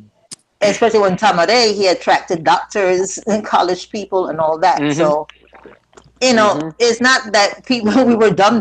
I did a lot of stuff business wise and think that, as I said before, if I was doing Absolutely. that type of work out here, I would need a college degree. Right. Right. What I used to do personally, if I'm working on a job, I'll get books on the subject matter, the type of business I'm dealing with, and I read up on the terms and different things. So by the time I'm on the phone with the businesses, they think they're speaking to a professional. Right. So Yeah. and I get publication in the industry and keep myself abreast of the latest, tactics Hmm. and things out there handling, the business as best as I could. Yes. Matter of fact, Kathy even told me one time when they fired me, that I keep on getting fired and sent to the children's house. I like working with children, so that was not punishment. I got used to get fired, especially on the land, and sent to the stone room. From when I was a little girl, I used to my what is it, hobby? Best hobby was to cut out or look at magazine and cut fabric and make doll clothes for my doll. Yeah. So I used to, you fire me to go work in the office, I'm not crushed, I'm happy. And plus then I'm in an environment where I'm more in control and I don't Hmm. have that pressure and you have to, go with the Yeah. game. That Right. type of stuff. Mm. So I know I'm getting back to your question. I must Now have gone you. off from your No. No. question. No. No. No. No, No. You got. yeah, but what was the question, like, so I could get back on track? Because sometimes I get very long-winded if I'm caught good. I could get very long-winded with that, and sometimes you get triggered too. So, but seriously, where the original question, so I could get back on track with what you'd asked me. The original question was what event occurred that Occurred, yes. So yeah that allowed you to leave. it was a series of events. My eldest daughter was kicked out at one point.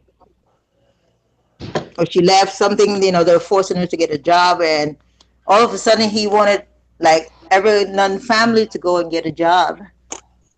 And then he sent her, put her name on the list, and she could not understand why, because she was supposed to be family. I mean, I'm saying family like my daughter because they had a, most of the older, but not that they had husband, you know, and so I didn't understand. Then while she was out, there's a situation occurred like I'd gotten, I think it was for my last birthday, money to buy clothes, and I had jeans and some boots. I guess I was looking cute. So he's not used to seeing me dressed like in a certain way. So he was mad because I think one of the brothers came and told him that they didn't grant permission for something. He didn't get something that he was waiting for.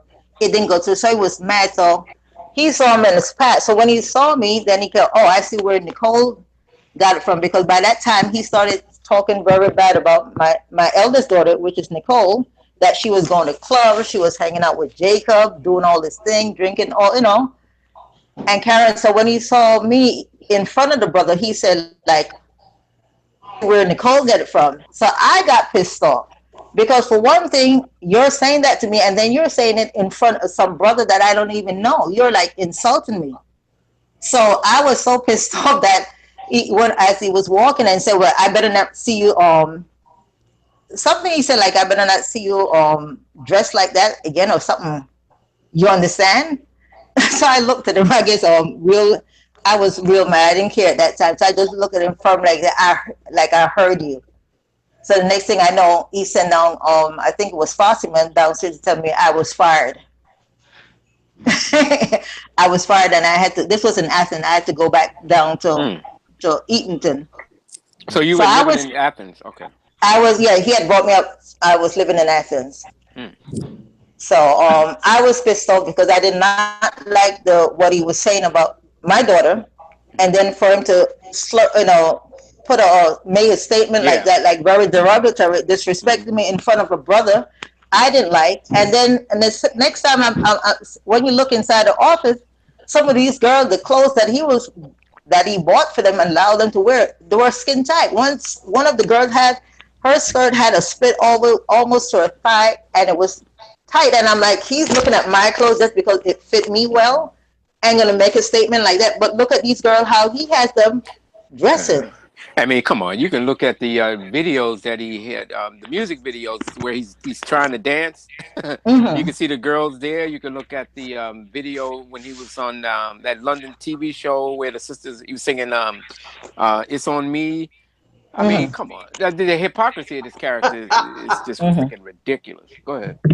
So then during that time, or I think it was a little while after, I got a phone call that my daughter, left, and I couldn't believe it. I'm like, no, that couldn't be true. So when that happened, when I heard that she left and stuff like that, and I sent a letter to my eldest daughter, and I said, Nicole, please explain to me what the heck is going on, because something has to be happening seriously. Why Amala left like that? What's going on? And then she finally wrote me back. And from what I learned later, that Jacob encouraged her to tell me that go ahead, tell your mother, because she thought I wouldn't believe her.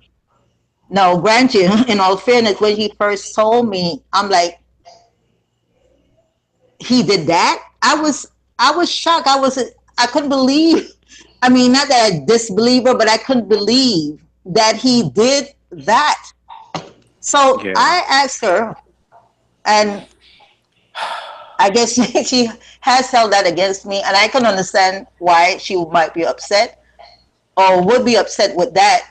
Is I say, y'all didn't do anything to encourage that. And as I explained to my other daughters, why I'd asked that question, because at one time he had personally told me that, oh, you see these girls are fast, and they want to hang out with brothers and stuff. And he had pointed out to one of the girls, one of Miss Herbert's daughter, I'll just say, I wouldn't point out exactly which one, but a younger one. Like, you see her, she's a was that Hagar? Not Hagar. It wasn't. Okay. No, it's a younger one. Like within my daughter, she was in my daughter's age group. Yeah, I know you. And he pointed out, you see, like her, she is fast, and she, want to come on to brothers, and even mentioned another young, which she will hug. But then we come to find out she was molested from when she was in the world from a little girl, and then when she came in here, he molested her too. So, and this child, I guess he was afraid because she would scream out at times. She had told stuff to other sisters. She didn't personally tell me that, she was molested, but at times she would act like she was crazy, and he used to say she was possessed. So based on him telling me this, I was trying to make sure that they did not do something to encourage him in that. Oh, wait a minute. Then I remember. I'm sorry, go ahead. I'm sorry, go ahead. Oh, wait a minute. Yeah, because I remember at one time I saw in a notebook that I don't want to call the girl. I really don't want to, because I love her like a daughter. But she wrote in a book, a notebook in red to my daughter, like, oh, I'm going to take him from you, like he's going to be mine. So I'm like, I'm like, why would she write that? I mean, that's your father. Why would she write something like that? That doesn't even sound good. So I was told, oh no, she's just playing. She just, she like write stupid things like that. You said this is Mrs. Herbert's daughter, but that wasn't. No, I didn't. No, not this. The thing that he pointed out, one of the younger daughter of Mrs. Herbert, that he said like she was fat and liked to throw herself at brothers. But when that wasn't true, he was molesting her. Yeah. Because so he gave the impression that somebody, he put out that child and the other one that was molested before she got in there, and then he continued after. He pointed that they like to cling to brothers and stuff like that. So that's what I asked him. But after she told me no, they didn't do it. It was clear in my mind. That why would my daughter lie to me about something like that? Yeah. Was that Crystal? So that was Crystal? Was that Crystal? That was Crystal I was referring to, yes. Oh, okay. Go ahead. He used to think she was, or let us think that she was crazy, but yes. She wasn't crazy. She was rebelling, and so much had happened to her from she's little. Yes. You can't blame her.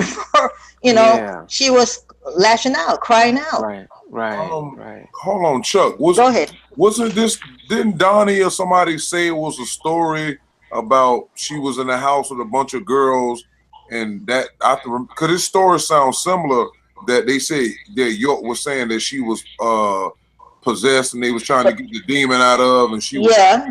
yeah. Yeah, they was talking about Crystal Harding, and that she was he was, because at the trial, Habiba, Nicole, I think Sahab was talking about how he would mention her as she was fast, and that she mooned him once, and then York said that she was molested probably by a grandfather or a father, something like that, and that he wanted to keep her away from Amanda, Mhm.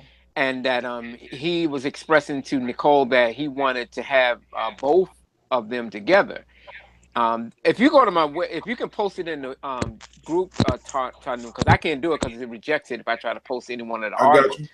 If you go to the website, you'll see that whole dialogue from the trial, the testimony from Habiba or Nicole on Crystal Harding, and what York said that she thought she was possessed, or Habiba's giving the testimony of that. That corroborates what Miss Barbara was just mentioning. What's the article? I'm over here now. It's I'll pull it up and I'll let you know. Go Okay. ahead. I'm sorry. Mm-hmm. Go ahead, Barbara. We waiting on you.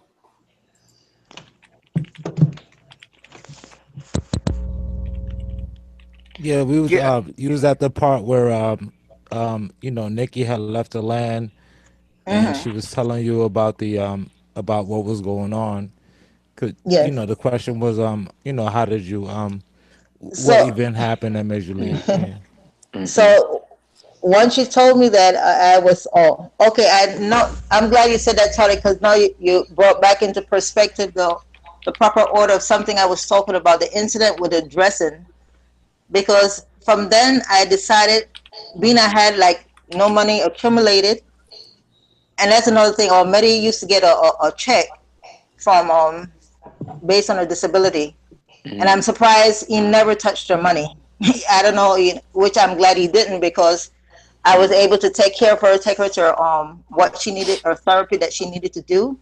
And if I had extra, there's times that they didn't buy the babies food, they didn't buy the babies diaper, and I used to make sure that they had it Mm-hmm. if I had an extra money, because it's like I'm not going to have money there and there's a child needing diapers and stuff.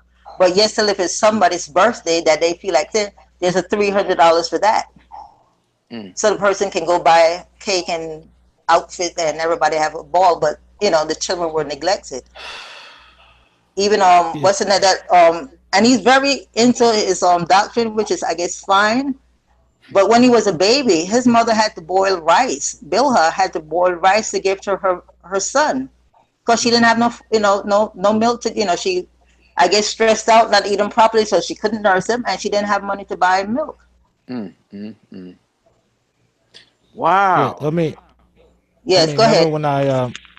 when I moved to the barn and Yeah, you know you I didn't get to. That's what I was getting to. So I'm you getting was at getting a wick. alluding. Yeah, to get away and all that. How I had you call. That's what you're talking about. No, the and no when I was in the barn and you was getting wick No, I wasn't from getting the weak then. pregnancy, and Oh, Nettie. oh yeah. I forgot And you about would, that. yeah, remember, you get like you get cheese, milk, and I'm in the barn, so like we don't have like a consistent, meal structure. So like sometimes with your wick, you would give me some of the like cereal and some of the cheese and stuff that you would Yeah, get on your stuff yeah, when I was living in the barn. Yeah. yeah. Matter of fact, you learned to cook, because I used to give you food, because at one point they weren't feeding you all. That's how kind of brothers, and they were always begging Mm-hmm. anybody that came on the land, because they weren't feeding them. So Yeah, they I did. I will Yeah, they buy did. grocery. I bought him a little hot stove and thing, and so he will cook for the boys. Him, Solomon, and I forgot the few others that were there. Taariq cooked for them based on the food that I gave him, so they could eat. So anyway, so I figured, let me try to save up some money, that way I could see how to get out of here because I had nothing. They don't usually give you anything. So and it was getting there. So in the meantime, when my daughter told me that, I'm like, how the heck am I gonna get out of here? I actually was, please let there be something. And that's when the incident when he came and disrespected me with the in front of the brother, and then I got fired to go back on the land. I was mad at first, but by the time I thought about it, I sat in the room and I thought about it. I said, wait a minute, this is an answer to my prayer because now I can plan and I can leave. So when I'm back in Eatonton, he had told that anybody that came from Athens, they could use a phone, they could do anything, whatnot. Don't allow them to, get on the phone. So I used to, mean I couldn't use, there was a sister, Lubna, may she rest in peace. She allowed me a couple of times, she stuck me on the phone so I could make a couple of phone calls. And then when I couldn't do that no longer because they had other sisters in the office and they were telling her, in case she allowed me to do that, I used to go and tell Taariq, call and tell. Then one time they said, oh, they couldn't use the phone unless they had to help pay the bill. So I said, go find how much is your portion, and I gave them the money. So it was like an intrigue. We could actually write like a little book, trying to plot and thing. And so he did. He came and he used to come with one of those lights. What is it, like laser light? And he would come and flash it, so Yeah. I'll know it's him. So I'll come outside and we, plot and say what is the next move, and he'll go. And so eventually, Nicole got to her father, and finally her father came and pick us up. No, a sister came from the land and pick us up, and then she took me to where they were, and then from there they drove us further in Georgia, and to Jacob's house. Nicole said that he allowed us to come and stay because we had nowhere to go. I was not going to go back after 14 years to my mother's house, which was now, she was also taking care of my cousin that, may she rest in peace, her two boys, and there was no room for us. And by then I didn't have time to accumulate money because once I found out the truth, I had to, for a whole month, almost a month, I walked around before I got fired, pretending like, put a smile on my face, like nothing was wrong. Because all the time I'm like, I got to get out of here. How am I going to get out of here? And I couldn't take it no longer. It was become very unbearable to try to put a smile on my face and pretend like I didn't know because I didn't know how to approach him. And all I could think of, I want to leave this place, go get my children and see what I could do for them. That was all that was on my mind. Yeah, and just real quick, when you brought up the laser, like, it reminded me and brought me back because if you picture like a home that has women living there, like sectioned off in different rooms and areas. So like when I had to see my mom, like she'll come outside and see me and we'll talk or whatever the case.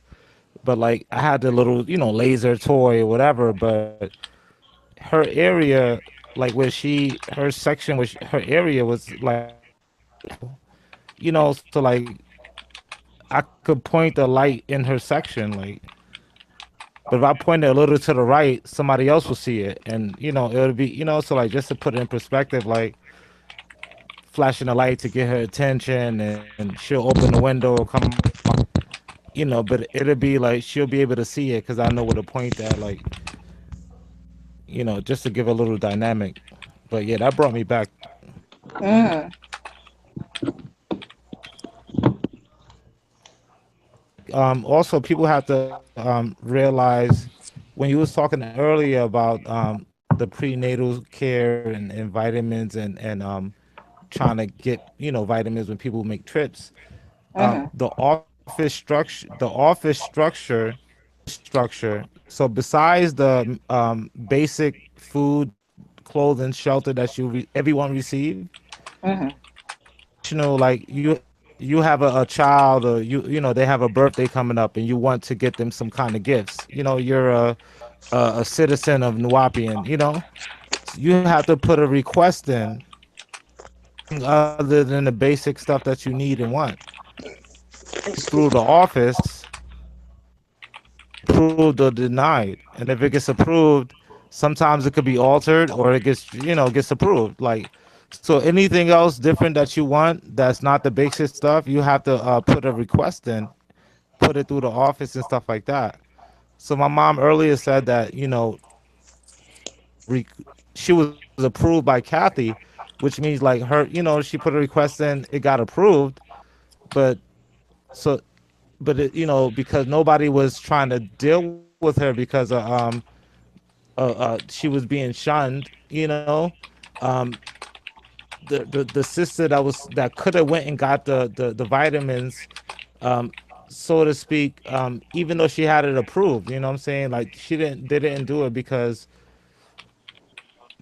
they didn't want to be that one or that person, but just to put it in the dynamic. So like somebody has Yeah. a birthday coming up, they put a request in, and then they get little cakes and toys and the things that they need for whatever they want to do for their child or whatever. So, other than that, it was just like, we all ate the same food that got distributed, and there was nothing, no one had no outside access, no telephone, no nothing like that per se, And if you wanted anything outside of the anything personal you want, you have to put a request in, and it has to get approved or not. So if you have Yeah. medical needs and if you need medicine and stuff like that, you have to continuously request for the medicine or Well, whatever the case to put it for, that just was to give not an on. idea. Yeah. Can you hear me? Yes. Yeah. Okay. I was saying there was a sister. She had something. She got sick. I am not sure exactly if it was. I am not sure of her illness, but she had to leave. So it's like you can't just get medicine. Sometimes depending on who you are. Let me change that. Depending on who you are, if you're in good standing with him or you have a good friend, you might be able to get something, or you'll ask someone to bring you something. But if you have like a real medical issue, most likely you'll have to leave. Even one of his son had to leave the land because he was sickly. Mm. So and with birthdays and stuff, if you're in good standing, then yes, you get the standard $300 that they give you to go buy clothes and party food at the same time. So at one point in when we did move in first, it was more equal and they give everybody. And of course, there were always the situation those that were close to the money had a whole lot more than those that were further away. And it was sad to see that you move into a society where you think you're working for and by each other, and they're doing the same. They find or form little what is it, clutches, Little clicks. cliques. Click. Yes, cliques. Exactly. I totally forgot that word, cliques. And you have to basically want to, if you want to kiss, like, I said bad enough we have to like do whatever he's telling us to do. Females, no one, because they feel that they're standing as such, they want to act a certain type of way. That was not, I'm not doing that. And another point I was making too, like saying that a lot of people, we work there, we get up early in the morning. Like I said, I woke up 5 o'clock in the morning, bored. A lot of people, a whole bunch of people in the morning, straight to like, you know, 12 o'clock. And don't be on a project that he's working on. If he wakes up or do what he's doing and come back up at 12 in the morning and ask a question, you better be at your desk. And if you're not, you're getting from where you're coming right now to all working. So we're not doing right. We're working all There's a. I'm that. sorry. I'm sorry. Go There's some ahead. kind of difficulty with your mic. I don't know if it's your mic, because when you speak, My mic? there's a heavy Okay. distortion. Okay. Maybe I don't know. Are you hearing me any better? Yeah, that's better. Okay. Perhaps it was too close. Thanks for correcting. But yes, you're working from, you're up, you're not sleeping well, you're not eating well, and it's just work. So your brain's actually, you're basically surviving in that environment. And you're too tired half of the time to really sit down and think.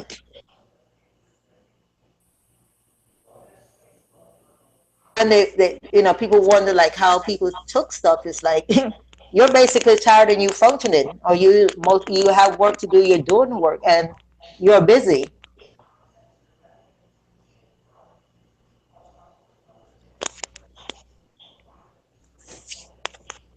Somebody else could continue because I don't want to just running my mouth like this. All right, I have a question for you. Have you seeked any counseling individually or as a family? Well, I have never been to counseling thus far, but my son, he has had counseling for I think it was about a year or so. My second Yeah. daughter, she my because I had signed her over when she left. I had signed papers so my mother could take care of her, and my mother made sure she took her to get her GED and she took her to get counseling. And that stopped after that particular doctor that she was going to was transferred. So since she got transferred, she has not gone back. And then Nicole finally got around to doing counseling, and I think she's still currently doing that. I'm not sure because we haven't really communicated that much of late. But she was taking counseling. I did suggest to her at one point, since she was already talking to her counselor, I say, why don't you ask her if perhaps I could come in and on a couple of sessions, and perhaps you could maybe whatever it is you care to express to me and say to me, we could do that. But she never got back to me on that. So it didn't take place. That was my next question. If you participated with her, on any of the sessions, or if you participated with Tariq, that was going to be my next question. Okay, no, he was going, what he was doing, that was just a one-on-one with him and the doctor. And at that time, I was just basically, it didn't occur to me to ask to go with session. He was going there so he could heal and, to deal with that. So that was strictly a one-on-one. Mm-hmm. Were you present on the Montel show in 2007? No, I was not. That was strictly Nicole, Sakina, and Najun. How Now, about in 2000? Dr. Phil? Mm-hmm. Okay, I was supposed to go on the Dr. Phil. Matter of fact, because they wanted to put like a family type, because he did have another person, like a white family that were in a cult, and I don't know the degree of their stuff.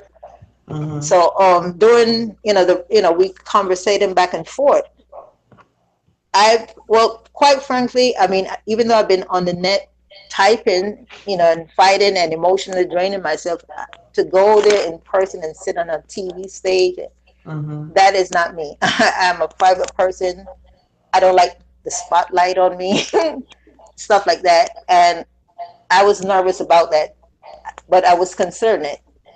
Up Mm-hmm. until the point that they said that, okay, after I come there now to end the program, I needed to ask Dr. Phil, like, well, Dr. Phil, like, in other words, how could he help me get my Mm-hmm. life together? And I'm like, I'm not doing that. I don't see me going. I'm going to go on TV to begin with. That's far out of my comfort zone. And Mm-hmm. then to turn around to ask this man to please help me get my life together. What can he say? I couldn't come up, so I didn't do it. I did not do it. So how are you with trusting people after all that you have been through? Well, when it comes on, like I said, my daughter, she Mm-hmm. has Down syndrome. I don't leave her with nobody. Mm-hmm. Care of her from day one to today. Yeah, And that's I good. try to be here for her as long as possible. And those people who thinking of doing me harm because I'm speaking the truth and standing with my children on their truth, that's really sick. Very No, sick. no, Because that she has nobody else. I know. So I'm 63 years old. What? I want to be here as long as I can for my daughter, who needs me absolutely, every single day. and you So will, these, you will. yes, definitely. Would you encourage ex-members or current members to expose the truth and not continue to keep the secrets of Dr. York? I think they should. I think they should. I kind of alluded in the beginning as to when did he start with this molestation. Mm-hmm. There was an incident a while back, I think sometime maybe last year, early in the year. I don't know. Time is kind of, it's not the same for me. Um, Faisal, which is his son, came out with a video saying, I guess to help his father, that Mm-hmm. he was molested. Hmm. And that kind of threw me off because I'm wondering when did he get molested, because he was upstate, and upstate he was not in a situation where any of the boys would be molested. The boys don't live in the room, but we all were there. Practice, or unless like one we were sleeping, and then it's not those boys he was referring. He was saying the Mu'minun. And I still cannot picture him in Brooklyn being around the Mu'minun to experience that. So if he got molested, I feel for him, Mm-hmm. because no child should be molested. Okay. However, I think he's being disingenuous. He's not telling the truth, because, or he's saying, because he should be too little to be have anything to do with the Mu'minun. They were in a separate house. Now, while I was in Brooklyn, I heard through the grapevine, this long after, because I always said to myself, I'm always getting the information or learning about something long way after the fact. You could all ask my daughter Nicole. Stuff happened and I don't find out about it till way after. So I heard a rumor long after that there was some incident that one of the younger mu'minun was, I don't know, something happened with an older mu'minun. Because I didn't have the right type of friends, I don't know the people on the inside, or I'm not. I mean, I know the sister who that child that it happened to, because I think that the boy, he had some sort of I don't know, issue, some sort of development, issue. Wait a minute. Wait a minute. Is that Ginger Chang's son? No, no, no, no. I'm not talking about him. Mm-mm. Okay. No, Okay. I'm talking about an incident in Brooklyn during the Ansar days. I Mm. moved in 1986. Okay. So while I was there, there's a sister that used to come and teach the toddlers, because they had a teacher. They were very well organized. As a matter of fact, Zubaida, may she rest in peace, Hmm. should be commended for the organization of the children in Brooklyn. Hmm. When she was in charge and she ran and she was there, all the children they had a storage room in the basement, I think of one of those houses on Bush Street, where once a month, if you're working with the room, you'll go with your jugs to get. They used to have like big gallon, I mean not gallon, those barrel full of oil.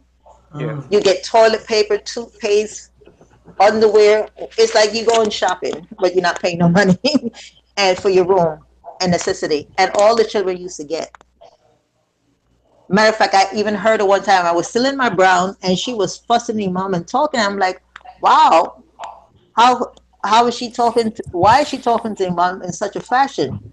Only to find out later she was trying to defend the children money, because he was trying to take the children money to send Wally to California to go get a stretch limo What? This guy, boy. for that he needed to parade around as a Dr. York. And she was fussing at him because he said, "No, that's the children's money, leave it alone." And she was Is pissed that the, off because of that. is that the same limo in that video? That Um, that It's wow. on me video? Yes, The yes, big I think so. Because he had yeah. that white Rolls Royce, and I know he sold it later, but during that Yeah. time, matter of fact, in that It's On Me, Hmm. or is it um anyway, I think It's On Me. Wasn't that a Rolls Royce that pulls up? I don't know. To be honest, I know it was some stretch limo. I was never interested in Mm. the character Dr. Yeah, York. yeah, yeah. That, like, of all the jobs I've done in the mosque, one that I never had and I never wanted was to work in passion. Yeah.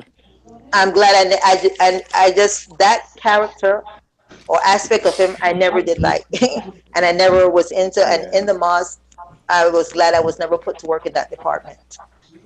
Man, that's good. And I think that's ironic, or it's kind of odd that Faisal would Hmm. come out like he did, even coming to Tariq that way, because it was when we remember we brought him, he, Abdullah, and I think her name was Yaz Hmm. from upstate, and his sister Yaz was molested, or at least Fauna, which is still molestation, was that Uh-huh. when we were in Baltimore. Um, the brother he was a Mukminoon, who was the son or the brother of Taslim, who was running Baltimore at the time, and his sister Moshe was his name. He was Hmm. fondling York's daughter, Wow. and she came. I remember she came to my girl, my girl at the time, and told her something because she was crying, and Hmm. that's when she called. She went downstairs in the store and talked to what was that lady's name? One of York's ex-wives. Um, oh my god, anyway, I can't remember her name. She was married to a Yeah. guy named Abdul Kafid. Yeah. Sauda, that was her name. Sauda. Yeah. Yeah, so she called upstate because she had York's direct number and told him what was going on, what he had did Mm. to his daughter, and that was when he was like, "Y'all better take care of this before I come over there." Blah blah blah, and Yeah. eventually they put him out, but he never came even to console his own daughter. It wasn't until several months later that everybody moved from upstate down to Georgia. That's when he took Faisal and Abdullah and Yaz down there. Yeah. Ooh, But but he didn't bring going that back, up. bringing back to Faisal, what I'm saying about Faisal. So that incident with that lady's child Hmm. happened. So she's friend with me on Facebook. So I had sent her an inbox and I explained to her that I'm the mother of three of the children that were molested, Hmm. and that Faisal had brought up the fact that he was molested by the Mu'minun. So I told her, Hmm. remember an incident, and I think it was with her child, and I'm sorry if it's delicate, if she cares Yeah. to speak with me, because I wanted to know, like, which Mu'minun Yeah. were involved. And she told me, well, that's a delicate subject to speak on Facebook. She would rather do that on the telephone. So I sent her my number. This Hmm. is months and months, like when Faisal information was fresh. She has Hmm. not called me back, so Yeah. I've gathered that she really doesn't want to revisit that for whatever reason. But Hmm. yes, it would be good if ex-members come forward and say what they know, say what happened. It's like, they say, like, shame the devil. I mean, come on. Yeah. Yeah. Why I've keep been that pulling for. hidden? Because, and then even so, let's say, okay, granted, let's say a mu'minun or two Hmm. were molesting boys because they're living in close quarters, and who knows. My thing is, the brothers are out there peddling to make the money. The sisters are behind the gate working hard, writing books, cooking, cleaning, doing all to keep things in place and sacrificing. We all are sacrificing for these children. Where where the mu'minun that did this Hmm. alleged, let me use that word, allegedly did this, where they got that idea from? Hmm. Somebody had to do it to them. And that's Yeah. why I said, when I saw that picture and the face of that little girl, I Yeah. said, uh-huh, the I- boys had to have gotten that from somebody, and it had to yep. be somebody high up. Exactly. Exactly. I Exactly. sure I don't want to put my hand in the flame for Suleiman, but I'm sure Wali did not do that. Hmm. I don't know Suleiman. I know Wali a little bit better. Yeah. So, and then the next person would be Habiba's father. I Hmm. don't know him like that, but I doubt he would have been fondling them. And then somebody speculated, oh, those were brothers that were in prison. So they didn't.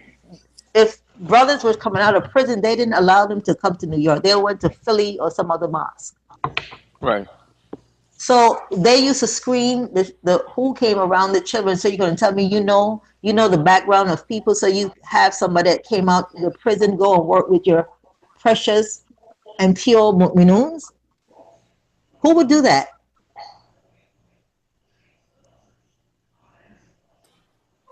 I wanted You to know, jump in real quick if that was all right.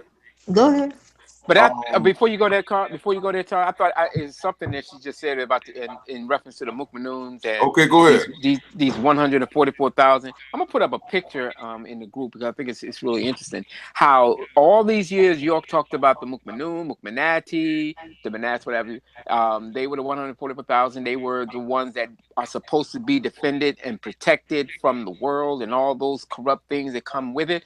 In 1993, when York had um, when we were allowed to come down to the land for the first time, Wahani, and this Hmm. is before all the stuff was built, all the monuments, etc. This, he came out with his pimp outfit, with the white suit on, with his hair in he had his hair relaxed, Oh yeah. had the arms. I thought it was ironic because all that talk about protecting the young ones, it turns out these were the ones who were walking with him, who he said were his bodyguards. The very children that were supposed to be the 144,000, the Hmm. girls, they were walking with him. And he, when was asked the question, who are all the, they said, these are my bodyguards. I don't know if he said that because, or, in conjunction with being his daughters, and they're my daughters and my bodyguards. I don't know if because he saw Enter the Dragon movie and he really liked the idea of Mr. Han walking with all these women and then saying they're my bodyguards. But it's really a weird twist that they were the ones to be protected and they're supposed to be out there protecting him. Exactly. Exactly. Mm, mm, mm. Nikki told me, Nikki the one that brought that to my attention. Hmm. I'm sorry, go ahead, Charles. Okay, now just want to give Barbara a little intermission real quick, Okay. and let you rest a little bit. And I wanted to just ask Tariq a little something because we spoke about this a little while ago, and when he had the conversation with Princey had said in the interview, I was doing so much today. I play when I break the video back down. He told Tariq that he would listen to him. Like he said, what he said was the reason he listened to Faisal and believed his story because Faisal went and got help before he spoke out. Okay, isn't that how he said it, Tariq? Yeah, Okay, yeah. He said, so yeah, he said, go ahead, yeah. I'm listening. Go ahead. No, he was saying like, yeah, for one, to get help before, he came out, and then for two, so on and so forth. So like, yeah, he did mention that. That was the reason why he believed him over me. Okay, now the help that he was referring to could you clarify what that help that you took that to mean? Yeah, he's referring to Faisal getting therapy or talking to a psychiatrist, like that type of help, like self help and working on the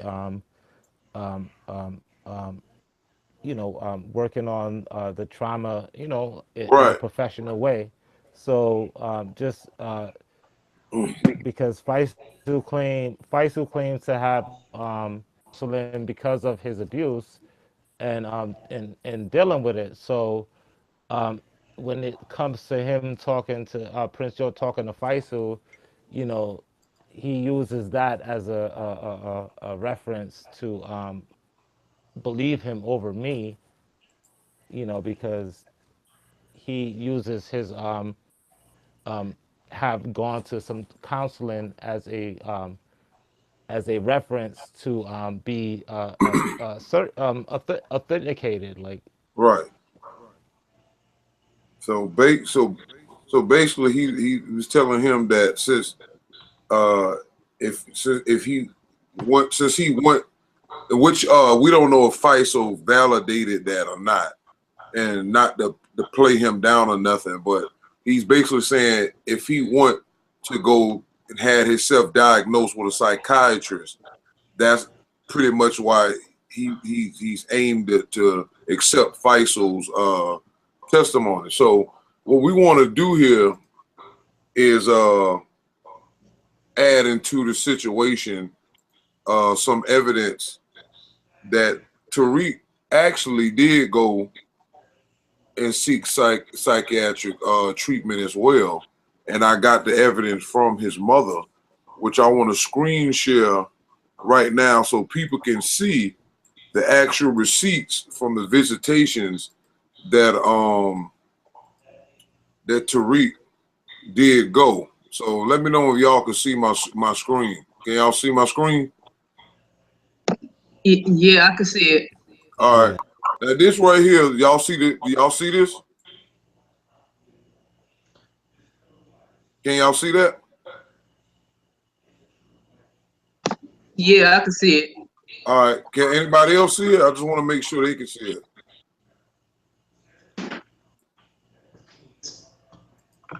Chat, give a one. Oh, hold on. Everybody's muted.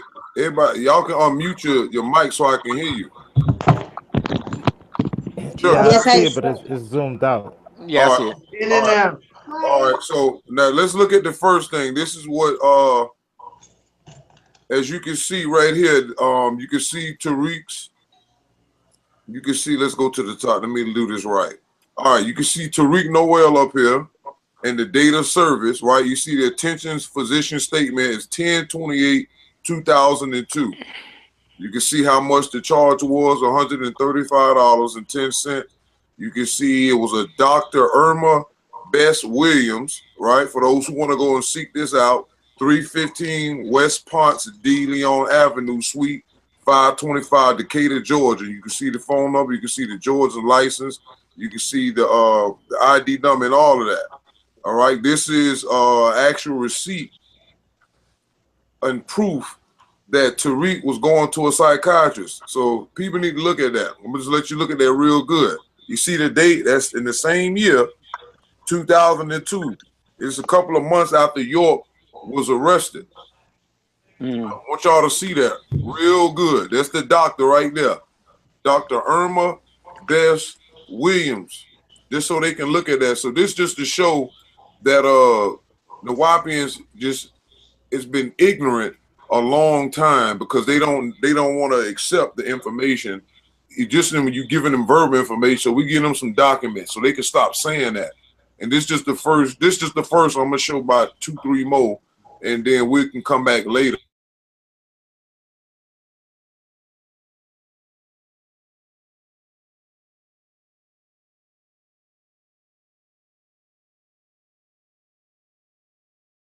Hold on.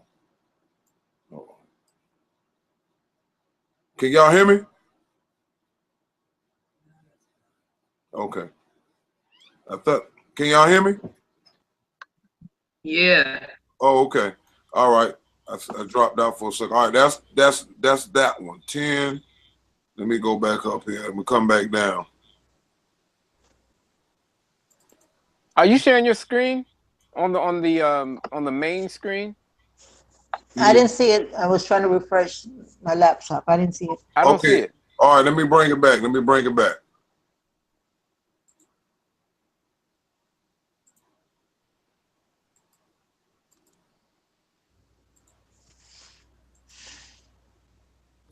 Yeah, well, for me, I'm just seeing the whole page. Um, I guess it's gonna come back. But Okay, I'm back. Can y'all see me now? I see your icon. Yeah. All right, just give me a second. I'm finna share the screen again. Okay, good. All right, now y'all can see it. Yes. yeah, I see it clearer. Yes. All right, good. This is the second one here. All right. This one is 175, but you can see up here 10. I think that's 1702. You can see Tariq's name, outpatient. You can see all of that. There's the doctor again. The same thing, same year. so they can see that real good. I hope the listening and viewing audience can see that. This is the second visitation here. They can see that real well. They can stop attacking this man as if he been telling lies, because the paperwork don't lie. Matter of fact, you can see it at 10/28, 2002 at 4:00 p.m. Come on, y'all gotta stop the madness. York is guilty, a filthy, sick pedophile. This the paperwork to prove it. I'm gonna put one more up at 2002. They go one in the same year. Can y'all see this one? No. Hold on.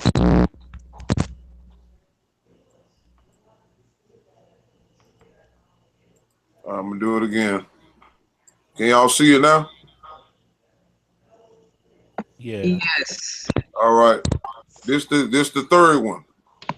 11/06/2002.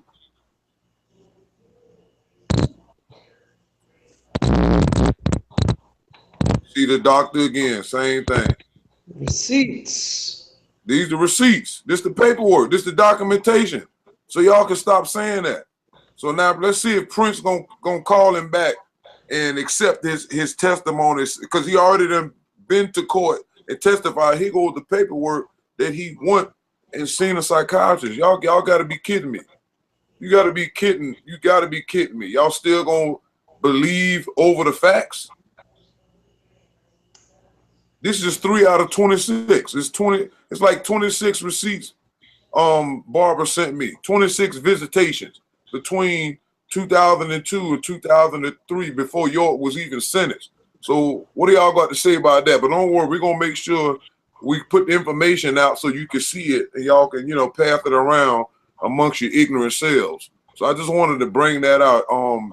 Tariq, or you wanted to comment about those visitations and how that was for you the first time you went, and what did you experience when you went? Talk. Hello, Talk. Yeah. So so to at this point, I already had like spoken to people that was investigating for the case. Mm-hmm. The people particularly involved in that. So Mm-hmm. so when it goes to actually because I understood what a psychiatrist was and to actually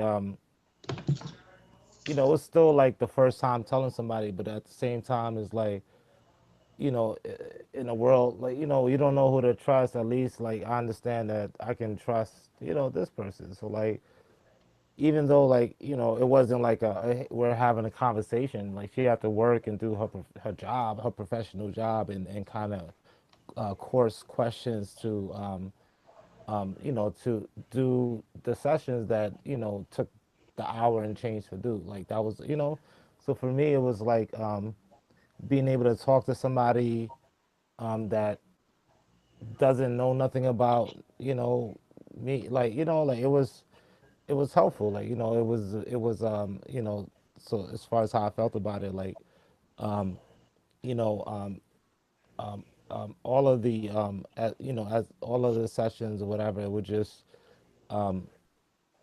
through talking to someone about it, which is like a psychologist, psychiatrist, or and getting that out, and then you know coupled and paired with the advice or the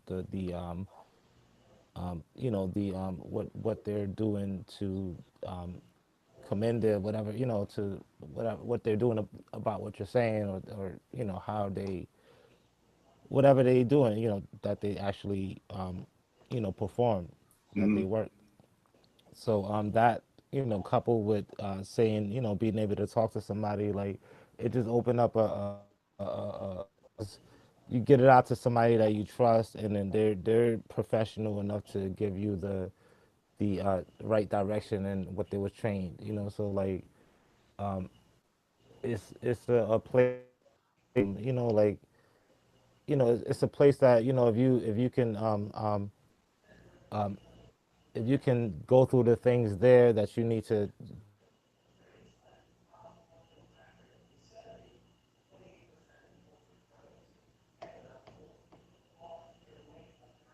you get to the point where you can talk about it Mm-hmm. to a point where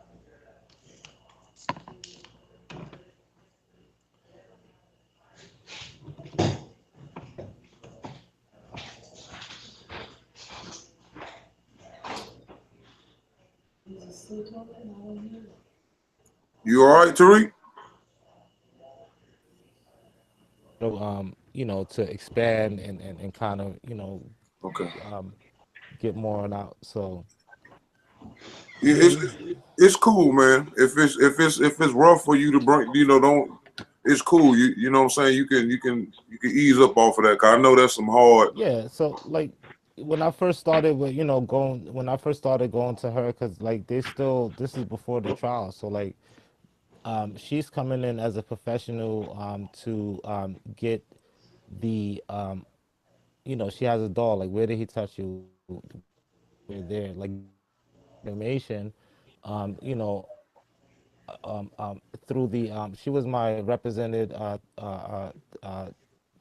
therapist, so like her she, through working with me, she had an opinion to give to the in court during the trial. So like her opinion of what I've told her and my story and everything like that. So Mm-hmm.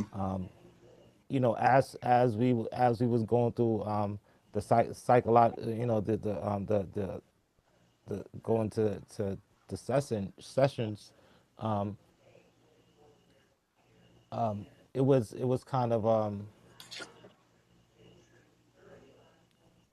kind of able to structure and pinpoint, like what was actually, what was done and the crimes, and put it into detail, like because certain counts on a law on paper, like offenses and counts of it can go from a touch to the private area to more than a touch, like there's different counts, so like as she's as a psychologist, and you're talking to them, and like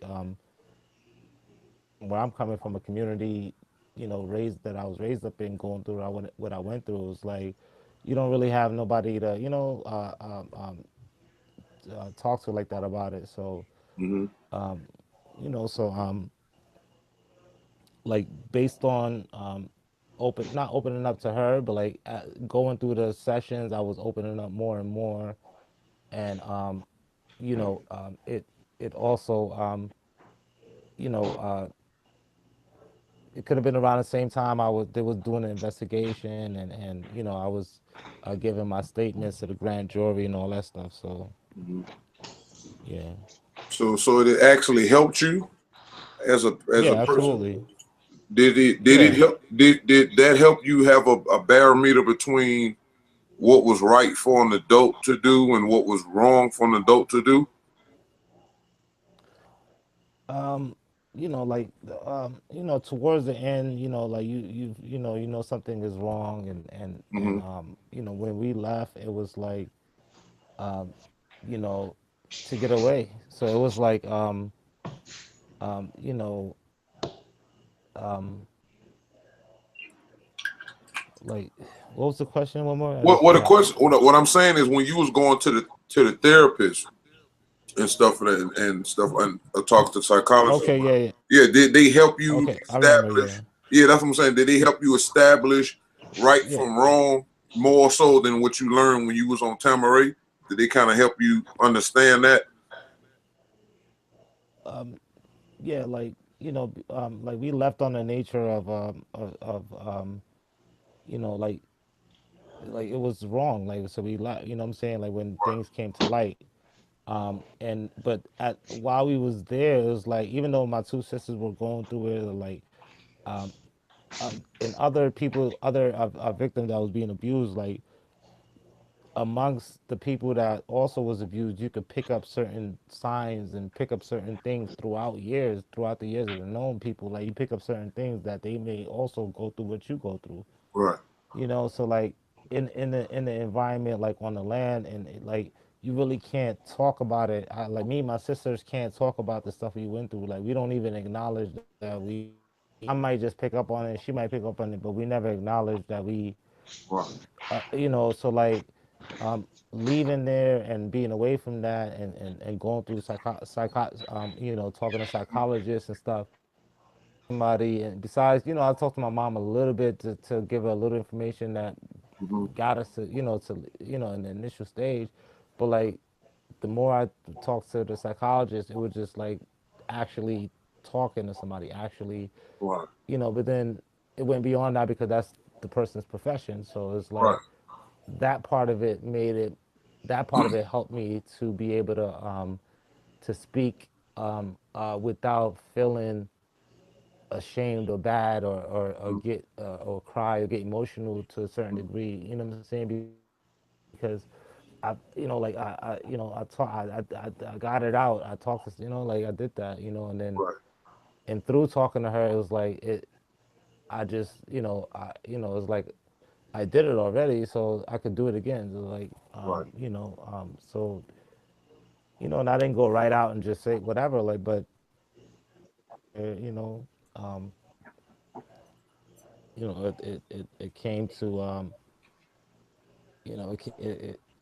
it applied to what it applied to what I was about. So Okay. And the reason why I'm yeah. asking that because doing my own research into the information and then connecting it with, and that's what, and listening to Faisal and how he was saying what he was saying, and then putting that with the information and the things that York was teaching, like Tammuz, he taught and programmed us to believe that our the God that was put over us by Anu was Tammuz, who was also in an incestuous relationship with his own mother, and that this incest God was going to come and retrieve 144,000 children. So when you start adding all these different things here, and again, that's what it sets the premise that the children couldn't have known what the limits and the boundaries were because of the belief system that was in place. You know what I'm saying? Listening to his videos that the boys would do this to assert their dominance and things like that. But when you just clear it down to the teaching themselves, like the Gilgamesh epics, which is in the holy tablets, that there was somewhat of a homosexual um, teaching, the way the words were written and designed in that story, what York talked about in the El's Holy Zabur, the Book of Songs, where he talked about David and King Saul's son Jonathan was in a homosexual relationship. Like these certain things he put in there, and he made sure it was enough for you to see it. Now I understand why he put that in the books, because he had that type of thing being practiced on the land.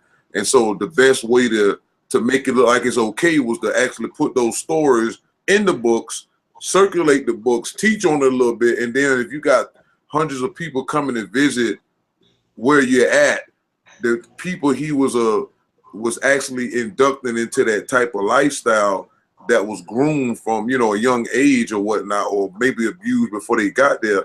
It appeared like we was co-signing without really knowing that he was actually using those stories like he did in the Egyptian story he told about Akhenaten and the priest of Amun and all of those things like that. That's how I was able to figure things out real quick on that. And so I just wanted to make sure, that we got to this point. Now, the next question I want to ask you is, what made you stop? Because I think you answered this before one time, but just for the listening audience, what made you stop going after so long?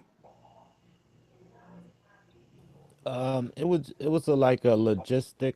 Um, it was like a kind of like a logistic type of thing. Like we kind of moved and it was like moved around and I wasn't I was still in the same city, but like the way it was structured, I think I was getting I think at some point I was getting a ride, like ride through a service, Mm-hmm. whatever. So when you move and all that, you gotta structure all that stuff and whatever. Like And you know, I'm a teenager, and I'm like, oh, you know, mom, I'm good. I don't need this no more. Like, I'm cool. Like, you know, like I already went through it for, like, you know. So I Mm-hmm. just kind of weasel my way out of it. Like, you know, so yeah, it was just more basically because I kind of moved into a different area, and so I stopped going. Okay. I know the Nawab is going to be really upset with this documentation that's about to come out.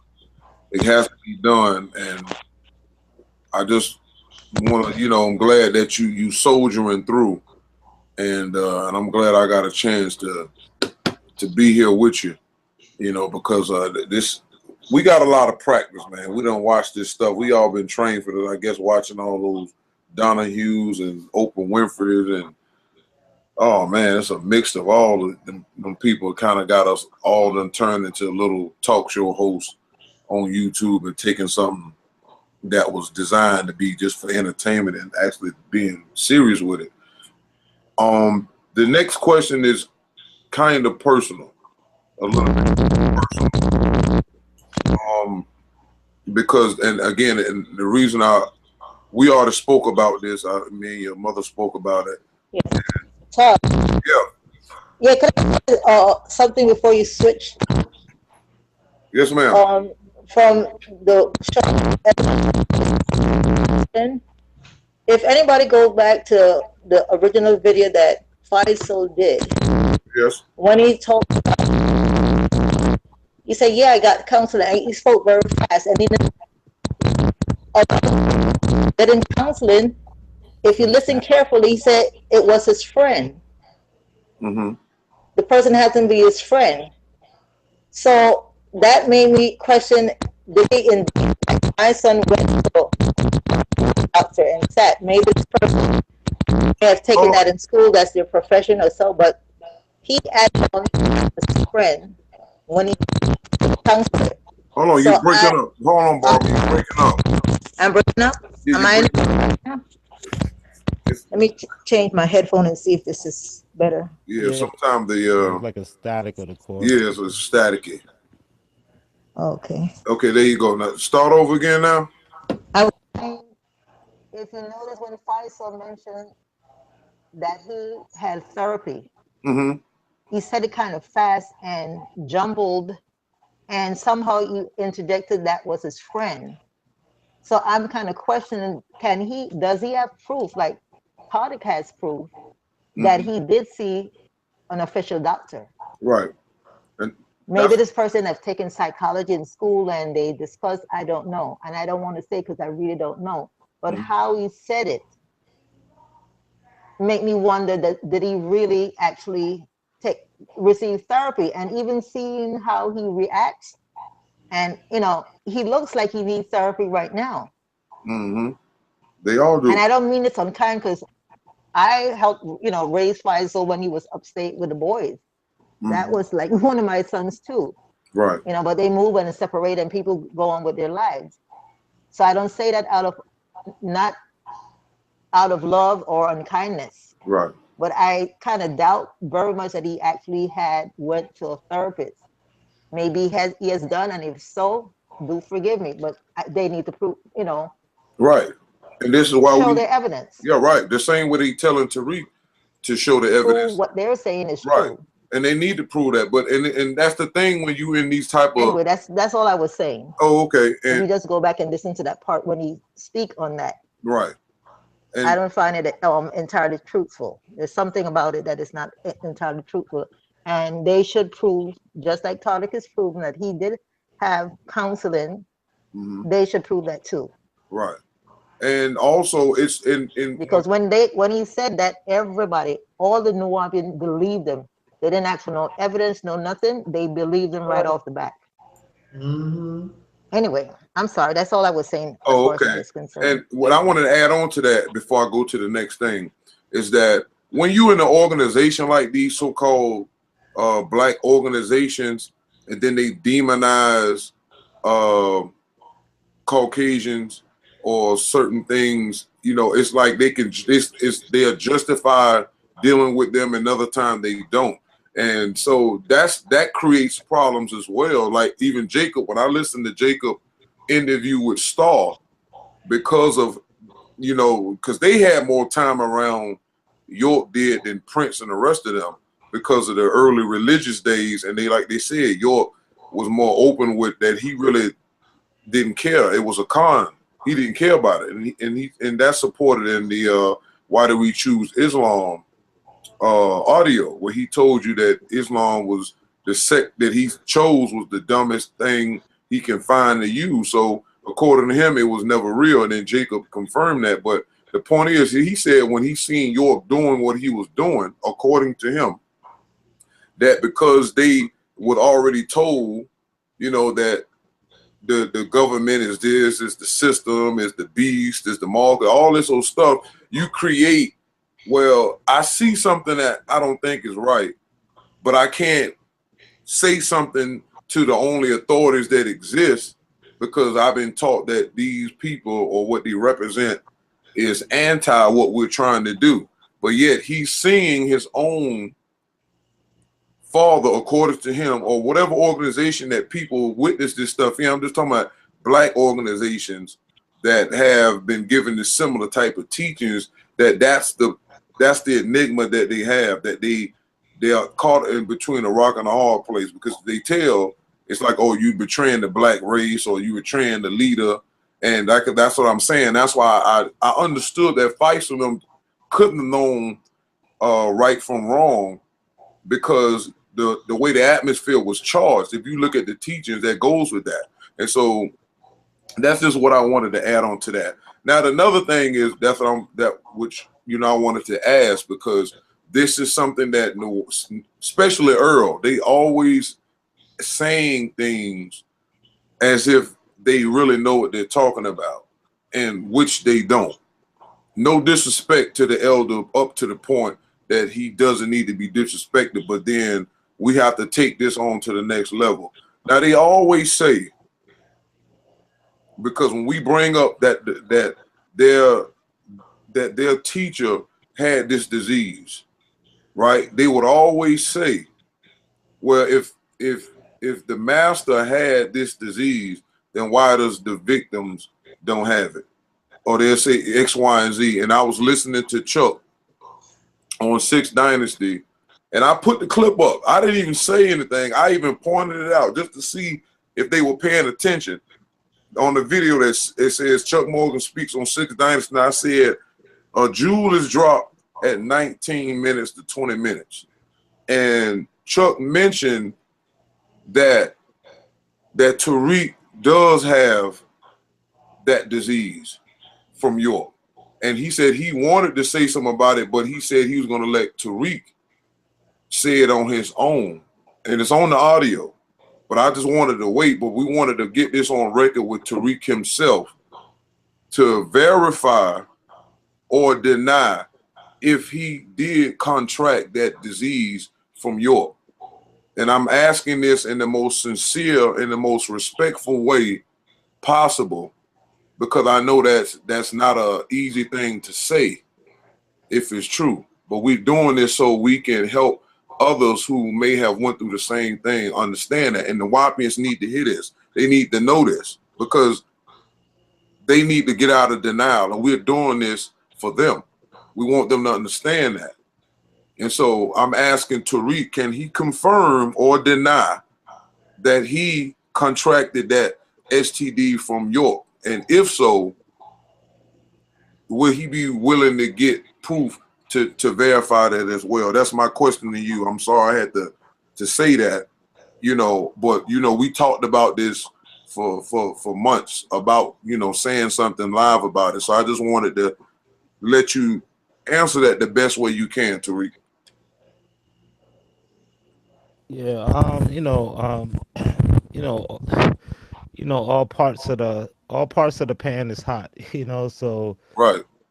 when you come and you say you are telling the truth, then you tell the truth. You know what I'm saying? So like for me, I'm like, I'm short of an open book. I don't know who have nothing to hide. So why is it that everyone else is not as transparent or as bold or as forthcoming as someone who's saying that they are, you know?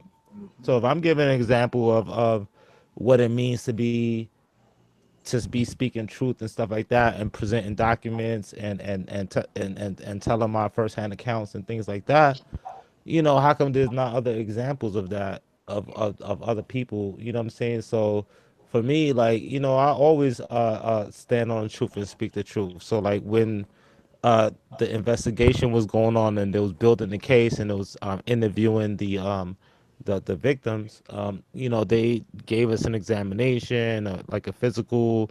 They did blood work. You know what I'm saying? Mm-hmm. So you know, like I go on with my, you know, I'm in high school life. You know, I'm not gonna get a phone call. Hey, you know, like I'm not. So I just slips my mind, like, you know, there's no information. You know, so it just we never really got no information back. So it went by, you know, a while before we, you know, got documentation information that matching the same STD that York has. Right. And then I'm one of the victims that also have the same thing according to the blood work that was done Right. and the list of victims. So yeah, you know, Okay. I would confirm it. So, you know, yeah, and that's just you know, people ask for videotape of footage, and they'll look at it and say, "Oh, that's not R. Kelly, or Right. that's not you know, that's not Santa Claus or whatever." You know, like Right. what you know what I'm saying? These people are a joke. Like I mean, um, you just you know, it's because I keep it you know, like keep it real, like keep it real. Like that's how I was raised. Like you hear my mom speaking, and her intentions on coming in the community, you know, the parts of her that got to me was that, you know what I'm saying? I grew up like to stand for righteousness and stuff like that. Right. So that's what I'm about. You know what I'm saying? So like, you know, like there's no time, there's no you know there's no gains or anything to entertain or you know to be doing this kind of stuff. You know what I'm saying? It's you know like so I'm gonna confirm that, Okay. you know, and you know what I'm saying, like that you know that's how you know it's real. Like that's how you know Right. that this is nobody out here just saying this stuff for no reason. Right. So now you got to dig deeper and say, well, oh, he has it. Like how come that didn't occur to you to begin with? Right. His medical transcript, like they try to get it moved and they expose his medical record. Right. Why wasn't that? Why, like you know what I'm saying? That there's a list of other people that had that you know the same, you know contractions. So like you know like these things may you know of how they go around, but like they may flare up and down or whatever the case might be. So some people may have it, some people may not have it. Like Right. you know like that's you know what I'm saying. And you know when you know like if you know you don't have to see the fart but you go smell it like that. You know what do people have to they ask you, they look at the video and say that's not it, that's not the person. You know they'll always find a reason to deny something and to get away from the truth and actually dealing with the actual issue.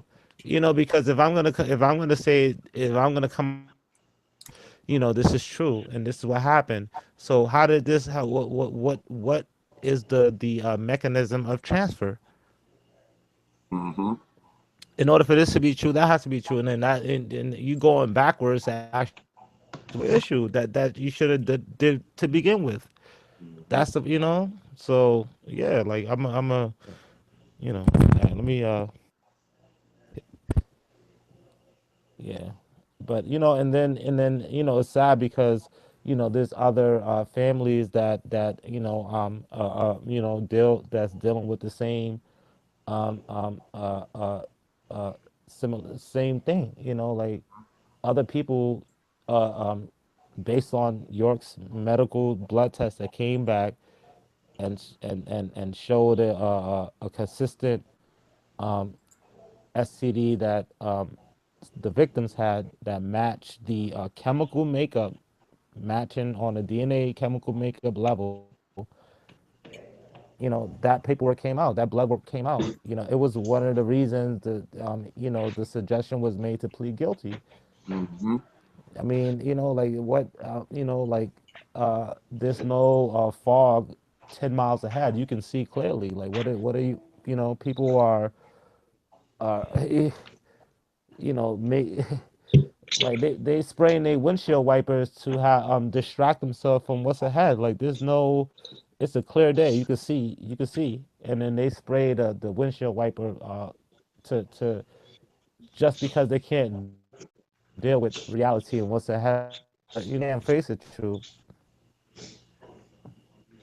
And you know what I'm saying? Like um, all families and people and individual people and communities and people that came together to join and be a part of this, like everyone is affected on different kind of levels. You know what I'm saying? Because a lot of people turned in their life and put that into the community. So and it was spread out from different cities and different states. You know what I'm saying? So even though abuse happened and dysfunctional, family thing issues happened, there was a lot of people that was are everybody's victims that has that put in any kind of energy and the essence into something like this. And then some people left at certain times. It wasn't. So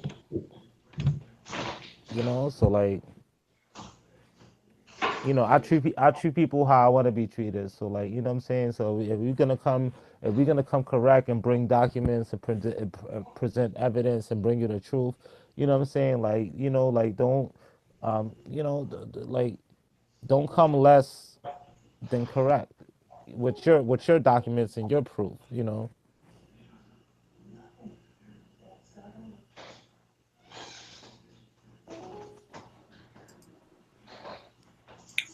You there, Tariq? yeah, I'm still here. Oh, okay, my bad. I was talking. I wasn't even aware. Nobody could hear me. But what I was saying was that like you said, the medical records is on thewapinism.com, and it was Chuck had made a mistake when he thought he had took and covered your name up when it came to that part about the listed victims that had it. And y'all had that discussion that it was okay to leave it. And like I said, me, you, and Barbara discussed this before, and I made sure I did everything right and talked to you about it beforehand. Like you said, you being transparent, and that's what these cult members need. They need an example of what it is to be truth and honest. It's a hard thing. I'm not finna say it's not, and that's just the way the energy flows at this time in existence. So it takes a lot of mental pushing to go against your feelings to say, what, I'm just gonna say this is not true just because it's the easy way out. And so, like I said, we applaud you and we stand with you. And this this audio is a testament of what the Nawapians need, and I hope that they really wake up after tonight, and start to seeing that they need to get themselves together, and that all religions, at some point or another breed these type of individuals, and we need to, stand clear of that. And like I said, I appreciate you for coming through and handling that like a real man or a real woman, just being responsible to the best of your knowledge and ability. So I'm good with that. If one of the ladies wanted to ask another question or somebody wanted to pick it back, it's on y'all. Well, a lot of what was said basically knocked out most of the questions that I had to ask. Mm-hmm. And this was a lot. It really got deep, detailed, a lot of things I've never even heard of. And I think this is really beneficial. And I really appreciate that y'all came on here today to share this information with us. Yeah, thank you, thank you. Barbara, you wanted to say anything else? Because I know you got to get up or whatever. We don't want to hold you too much. Yeah, I'm good. I'm Oh, good. okay. I'm All right. up and energized. And I appreciate you all for the platform and for me to Mm-hmm. say something, come out this way now, because I think we need to move on and try to heal ourselves as best as possible. Right. I'm here to support Taariq as best. If he's out there, he knows I'm behind him. I'm his biggest fan. I check all the videos. I even tell him, be careful, like such and such person, stuff like that. And I truly love and appreciate him, what he's doing. Mm-hmm. I truly, yes.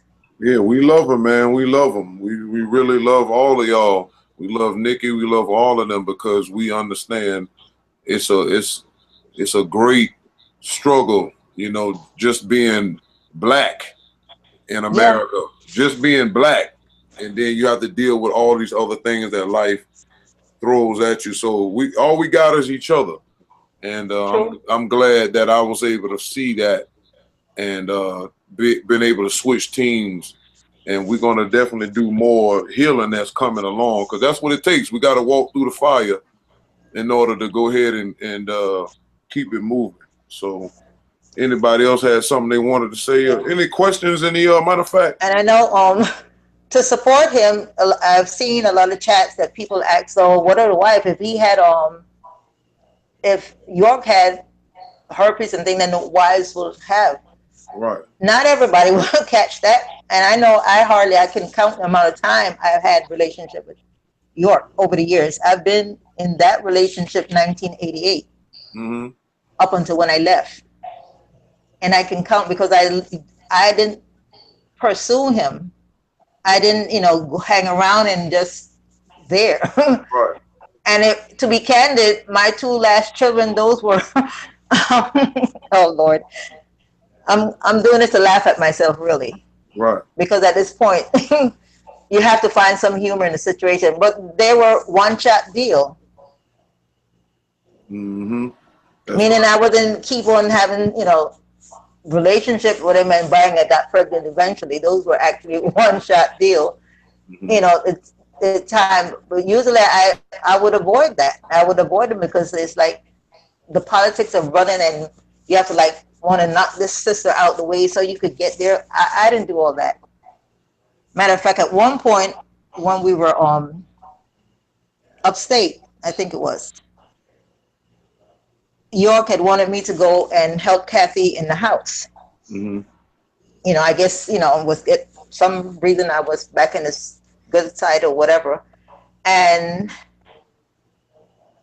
so I went in the house and I said, your mom said that for me to come in the house and work with you and stuff like that. So what should I do? So she turned to me and said, well, since he told you, why don't you go and ask him?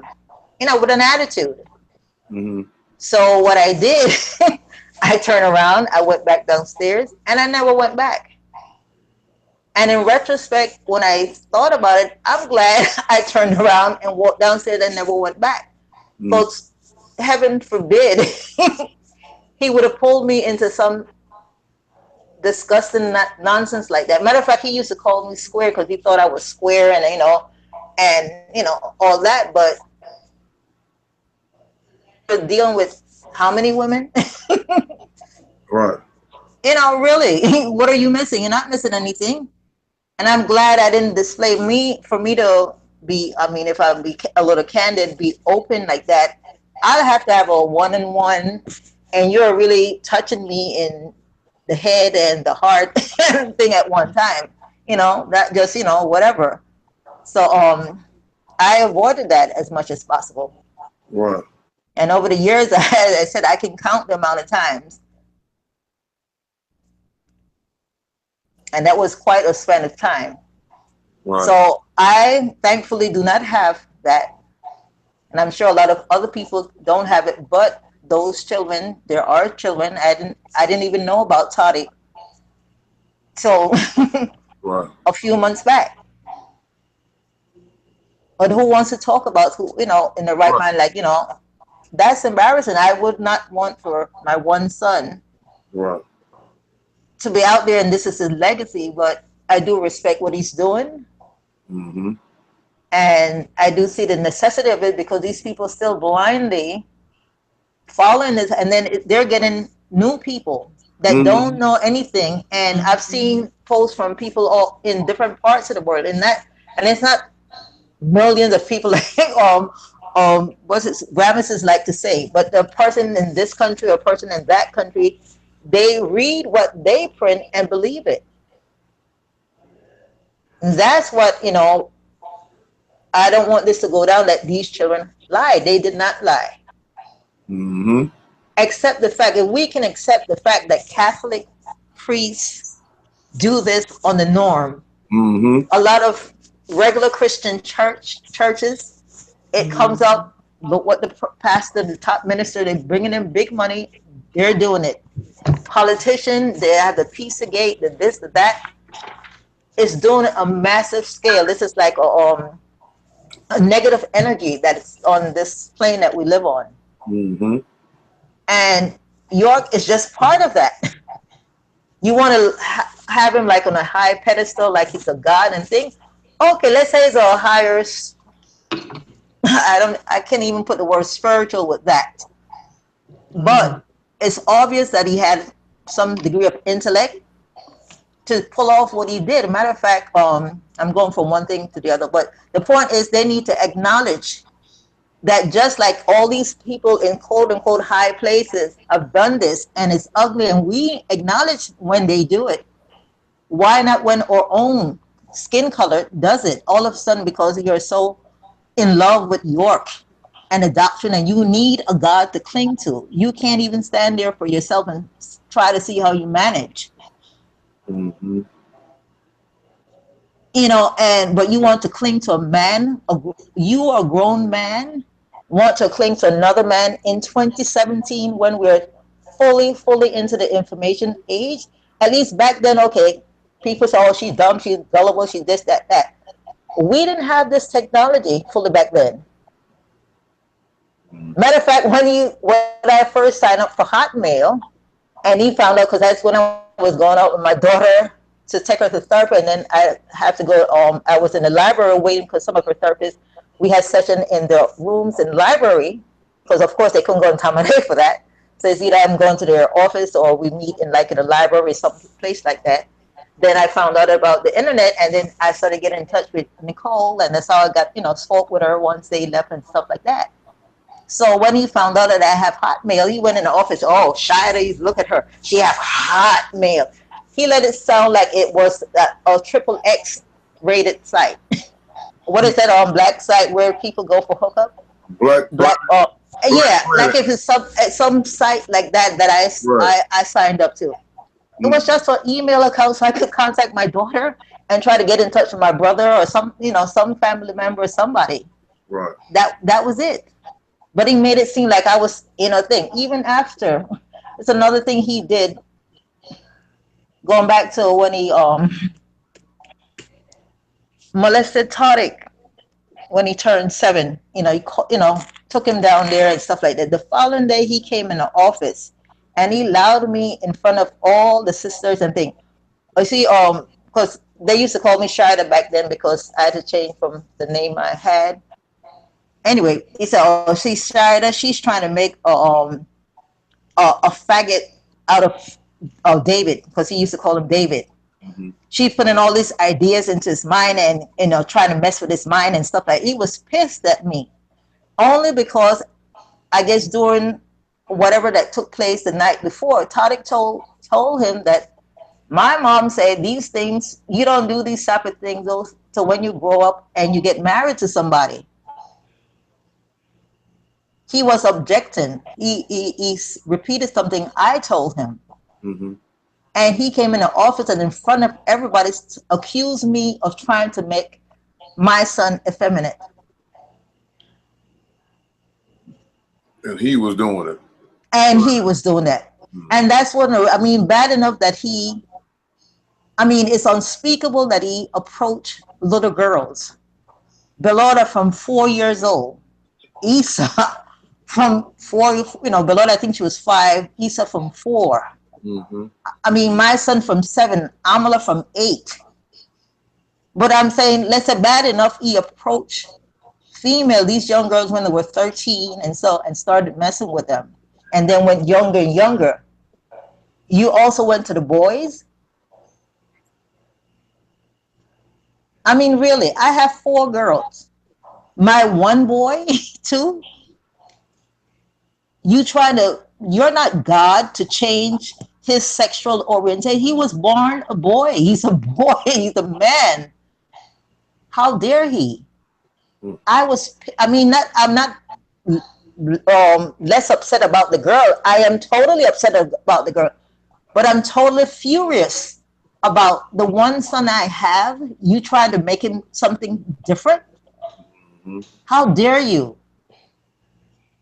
For that alone, he needs to apologize to me. Mm.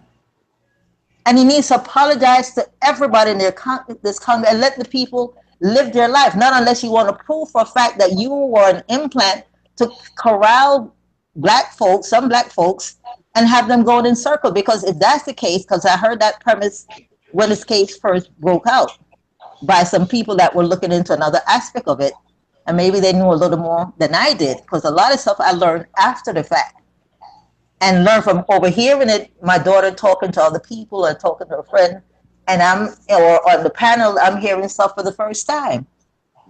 And even in the group, I'm finding out stuff for the first time.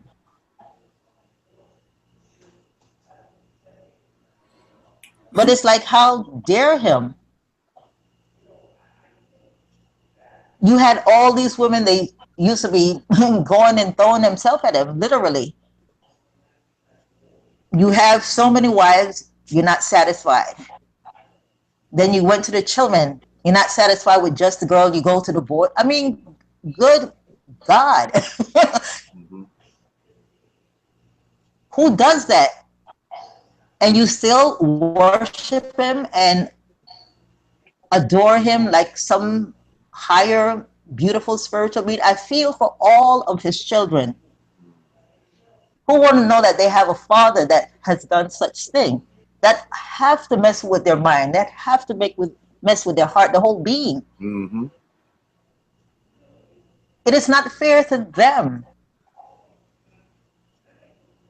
Those that I know that it was close to me and know, I love them dearly like my own. Solomon is like my own son. Mm-hmm. Apologize to them. Stop the lies. Let's say if he's man enough to do that. Yeah, me and Solomon, I think last year we had a couple of inbox situations. I was, trying to explain the spiritual aspect to him about that. And I know it's hard because people like you actually confound a true understanding of it, while scapegoating the Caucasian and the things that they're doing, they only make it worse. And then when you pull all these different, like you said, different children into it, and other people and they children into it, and you just mix it up, and and I've seen the damage that one religion can do to a group of people. But imagine York took people through 5 and 6, 7 type of religions. And now imagine and then that's why when we put these videos up, if this wasn't the Wapo breeze, which is really not the Wapo itself, is what York did, mixing all that stuff in, and you see the derangedness of the people. One guy telling you to drink your own urine and that York is dead. Another, sister Bodie, she was saying that York was a clone and they not in there, he's dead. Another group saying he's on a spaceship. Another group said he's not in there, and they still cannot see that this is what he did to you. This is what he, and they hate us for actually, we actually showing you that the where this what the mental sickness of it. Exactly. And this is when, like you said, I'm not gonna say never, but you know, I'm pretty sure some people are holding on to certain documents or letters that he done wrote saying he was sorry, like Tariq said when he was there with Sarnetta. You know, for the pardon thing to work, he had to actually apologize to the victims, and the victims would have to get together and then go to the peoples and, you know, the authorities or whatever and say, okay, we forgive them, you know, do something about it. And that was, you know, that's what they don't get. And I'm glad that's York's son, what was his name? Ali? Ali, yes. Yeah, he came out and said, yo, this is what happened when you try to do a pardon, or this what it takes. And no one has ever been pardoned that we know. We talking about, you know, we put, of course, the priests and all of them politicians, they get away with that. Exactly. But on the mundane level, you cannot get a presidential pardon for a violent crime. Only people that were selling drugs and stuff like that, who didn't hurt nobody, especially sexually, got a pardon. And also they keep saying that York is not in jail for child molestation. I'm like, y'all is the sickest people I've ever seen. With the video there, and the feds do have statues on child molestation, and but they have to be.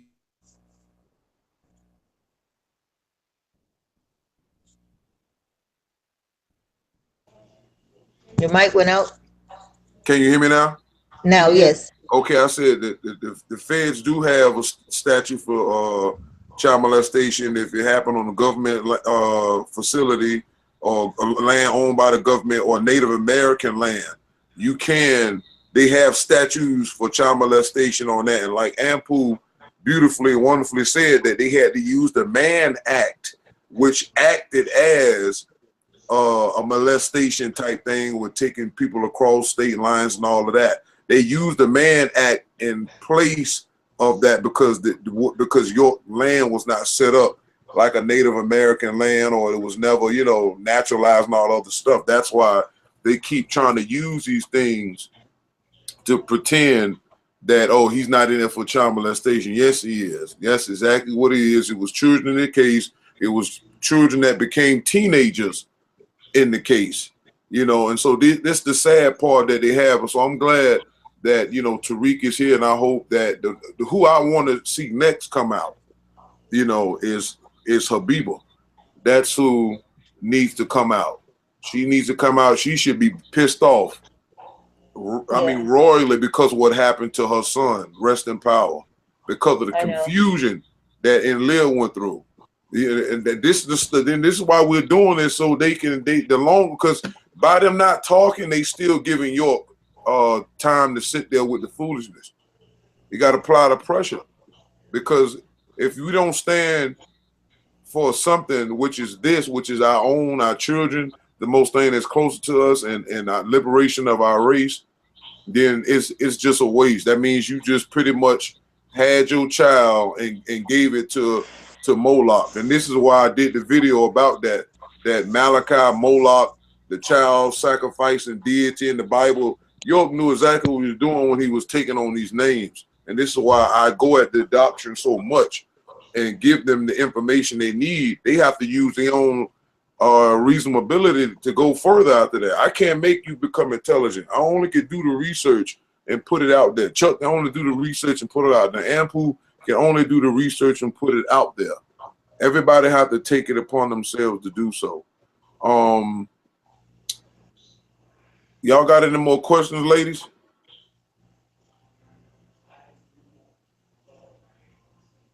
As far as Habiba is concerned, I mean, I understand her present one day would be good. Yes, it would. But I mean, that's a lot. That's a lot. And she's dealing with a lot. So my heart goes out to her, because she's like a daughter to me. Mm-hmm. and little, I love him dearly. I mean, I had seen him a week or so before he did that. He came to my house, he gave me a hug Mm. and all that. So at least I'm happy that at least I had that exchange before he left this plane, Right. because I haven't seen him in all these years since I left. So that was wonderful. He Right. actually came to my home. He embraced me. Matter of fact, he just came in my bedroom, like, knock, knock, and he right there embraced me. And, I was so happy to see him. So I'm so glad that I had that opportunity to be with him before he left. Mm. But that's tough. Right. I won't wish that on my enemy. That is tough. And she has to deal with that. So whenever she's ready, if she ever gets to the point to want to come out, it would be great. But they have more than enough evidence already to satisfy. Mm-hmm. At this point, y'all are obviously lying, and y'all are aiding and abetting That's a right. horrible situation, and y'all are endangering any child that is in that location, because if this man gets away with that scotch free, then it's free range for anybody else within that organization. Mm-hmm. Because like they're saying, we want to be like Mike, everybody want to be like York. How Yeah. far would you go? Mm-hmm. Yeah. Like in a song of how low do you go? How low would you go Mm. to be like York? Mm. Mm-hmm. So that has to stop. People have to realize, this is America. People have the First Amendment. Is that still exists? Right to do, freedom of speech and religion. Realize that y'all are a religion. You have a God who is a pedophile. Acknowledge that and carry on, marry it. At least be merry about your way and with the facts and the truth to the people. But don't endanger people's children's life still with this garbage just because y'all want to hold on to a life, a fake lifestyle that we had for years. That it's not there. That what brought us together is not there at all. Not even the person who brought us together is still there. If Nope. y'all want to continue in that so-called religion, don't call it Nuwapu or Nuwabu, because that terminology does not belong to y'all, and because y'all use it, it tarnishes it from other people who may want to see and find out what is that all about. Mm. Because I personally, like I told Sarnoon, when I see them using this and all that, I really don't want, I'm not interested in reading anything about it. Mm-hmm. And it could be something that could be beneficial to me. Mm-hmm. But because he has a hand in it, in touching it and using it, and using it in this day and time, since we were dumb in the olden days with Islam, that's the dumbest. What's excuse? Now he's taking another person's information, passing it on as you own, and then creating a whole so-called movement. That they're in religion. They are religious. They worship a person, and not even a the Christian are better off worshiping a spook god Mm. Yep.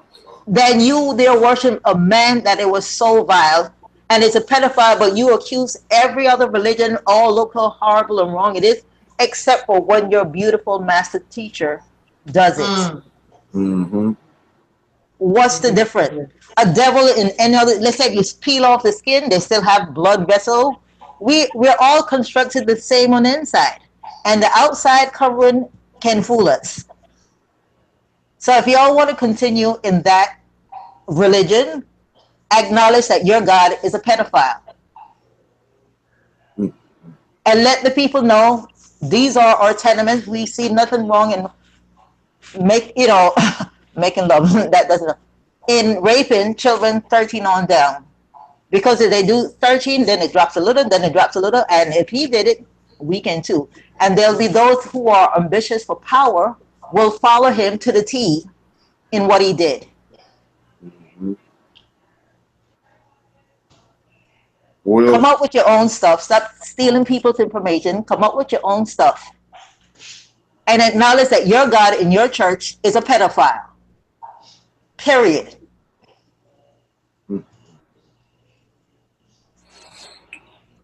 And those people like Earl, and there's a woman that she has a website on Facebook with articles of my name. They have called me. I've slept with. I didn't know I made love to Jacob. I was running a whorehouse in Atlanta. I allowed Jacob to sleep with Amala. Amala never lived with me in my home in Atlanta. Never. She was with my mother. All these lies they have with me, I have a right, if I have the time or I care to bother with it, to find a lawyer and sue all of them for what is it? Defamation, slander, all the things that they're saying that we are doing, they are doing to us, and we have a legal right to sue them for every freaking thing they still have. I'm hoping to be able to do that as soon as I get some of these names down. I definitely want to do that and get right on it. Yeah, I highly recommend anytime the Wapians put out false information about anyone. Diane Vincent, I think that's her name. She has a website. Get your attorneys and go after them. Go after them on behalf of the organization. I think it's Diane Vincent. She have she's into a Karat Gold, and then she has a specific web page where she supports this man, and she have all kind of articles, lies about me, my son, my daughter. They pull pictures from wherever and put it to their stuff, but all of that they could be sued for, because all of that is slander. Mm-hmm. Yeah, I recommend getting an attorney and going directly at him. It's the only way. That's what you're supposed to do, especially with the lies that these people put out. They can't deal with truth, so they'll make up lies to try to shift. And they say we're about the money. Okay, what if we really about the money now? Then what? Because if we are really about the money, we are going to sue you. And y'all wouldn't own anything behind that, because, and I'm glad people like to be bold out there, like the Earl and the Diane thing, and put your name behind lies like that, then I can hold you liable for that. Mm-hmm. Mm-hmm. Yeah. Let's do it. Chuck is with it. Absolutely. Earl said, Chuck said, let's do it. Put them all in jail. Mm-hmm.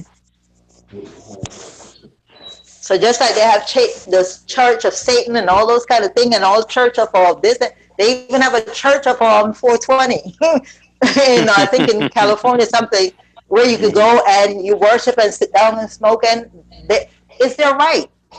Be or whatever it is y'all should call yourself, but y'all are followers of a pedophile, a convicted pedophile.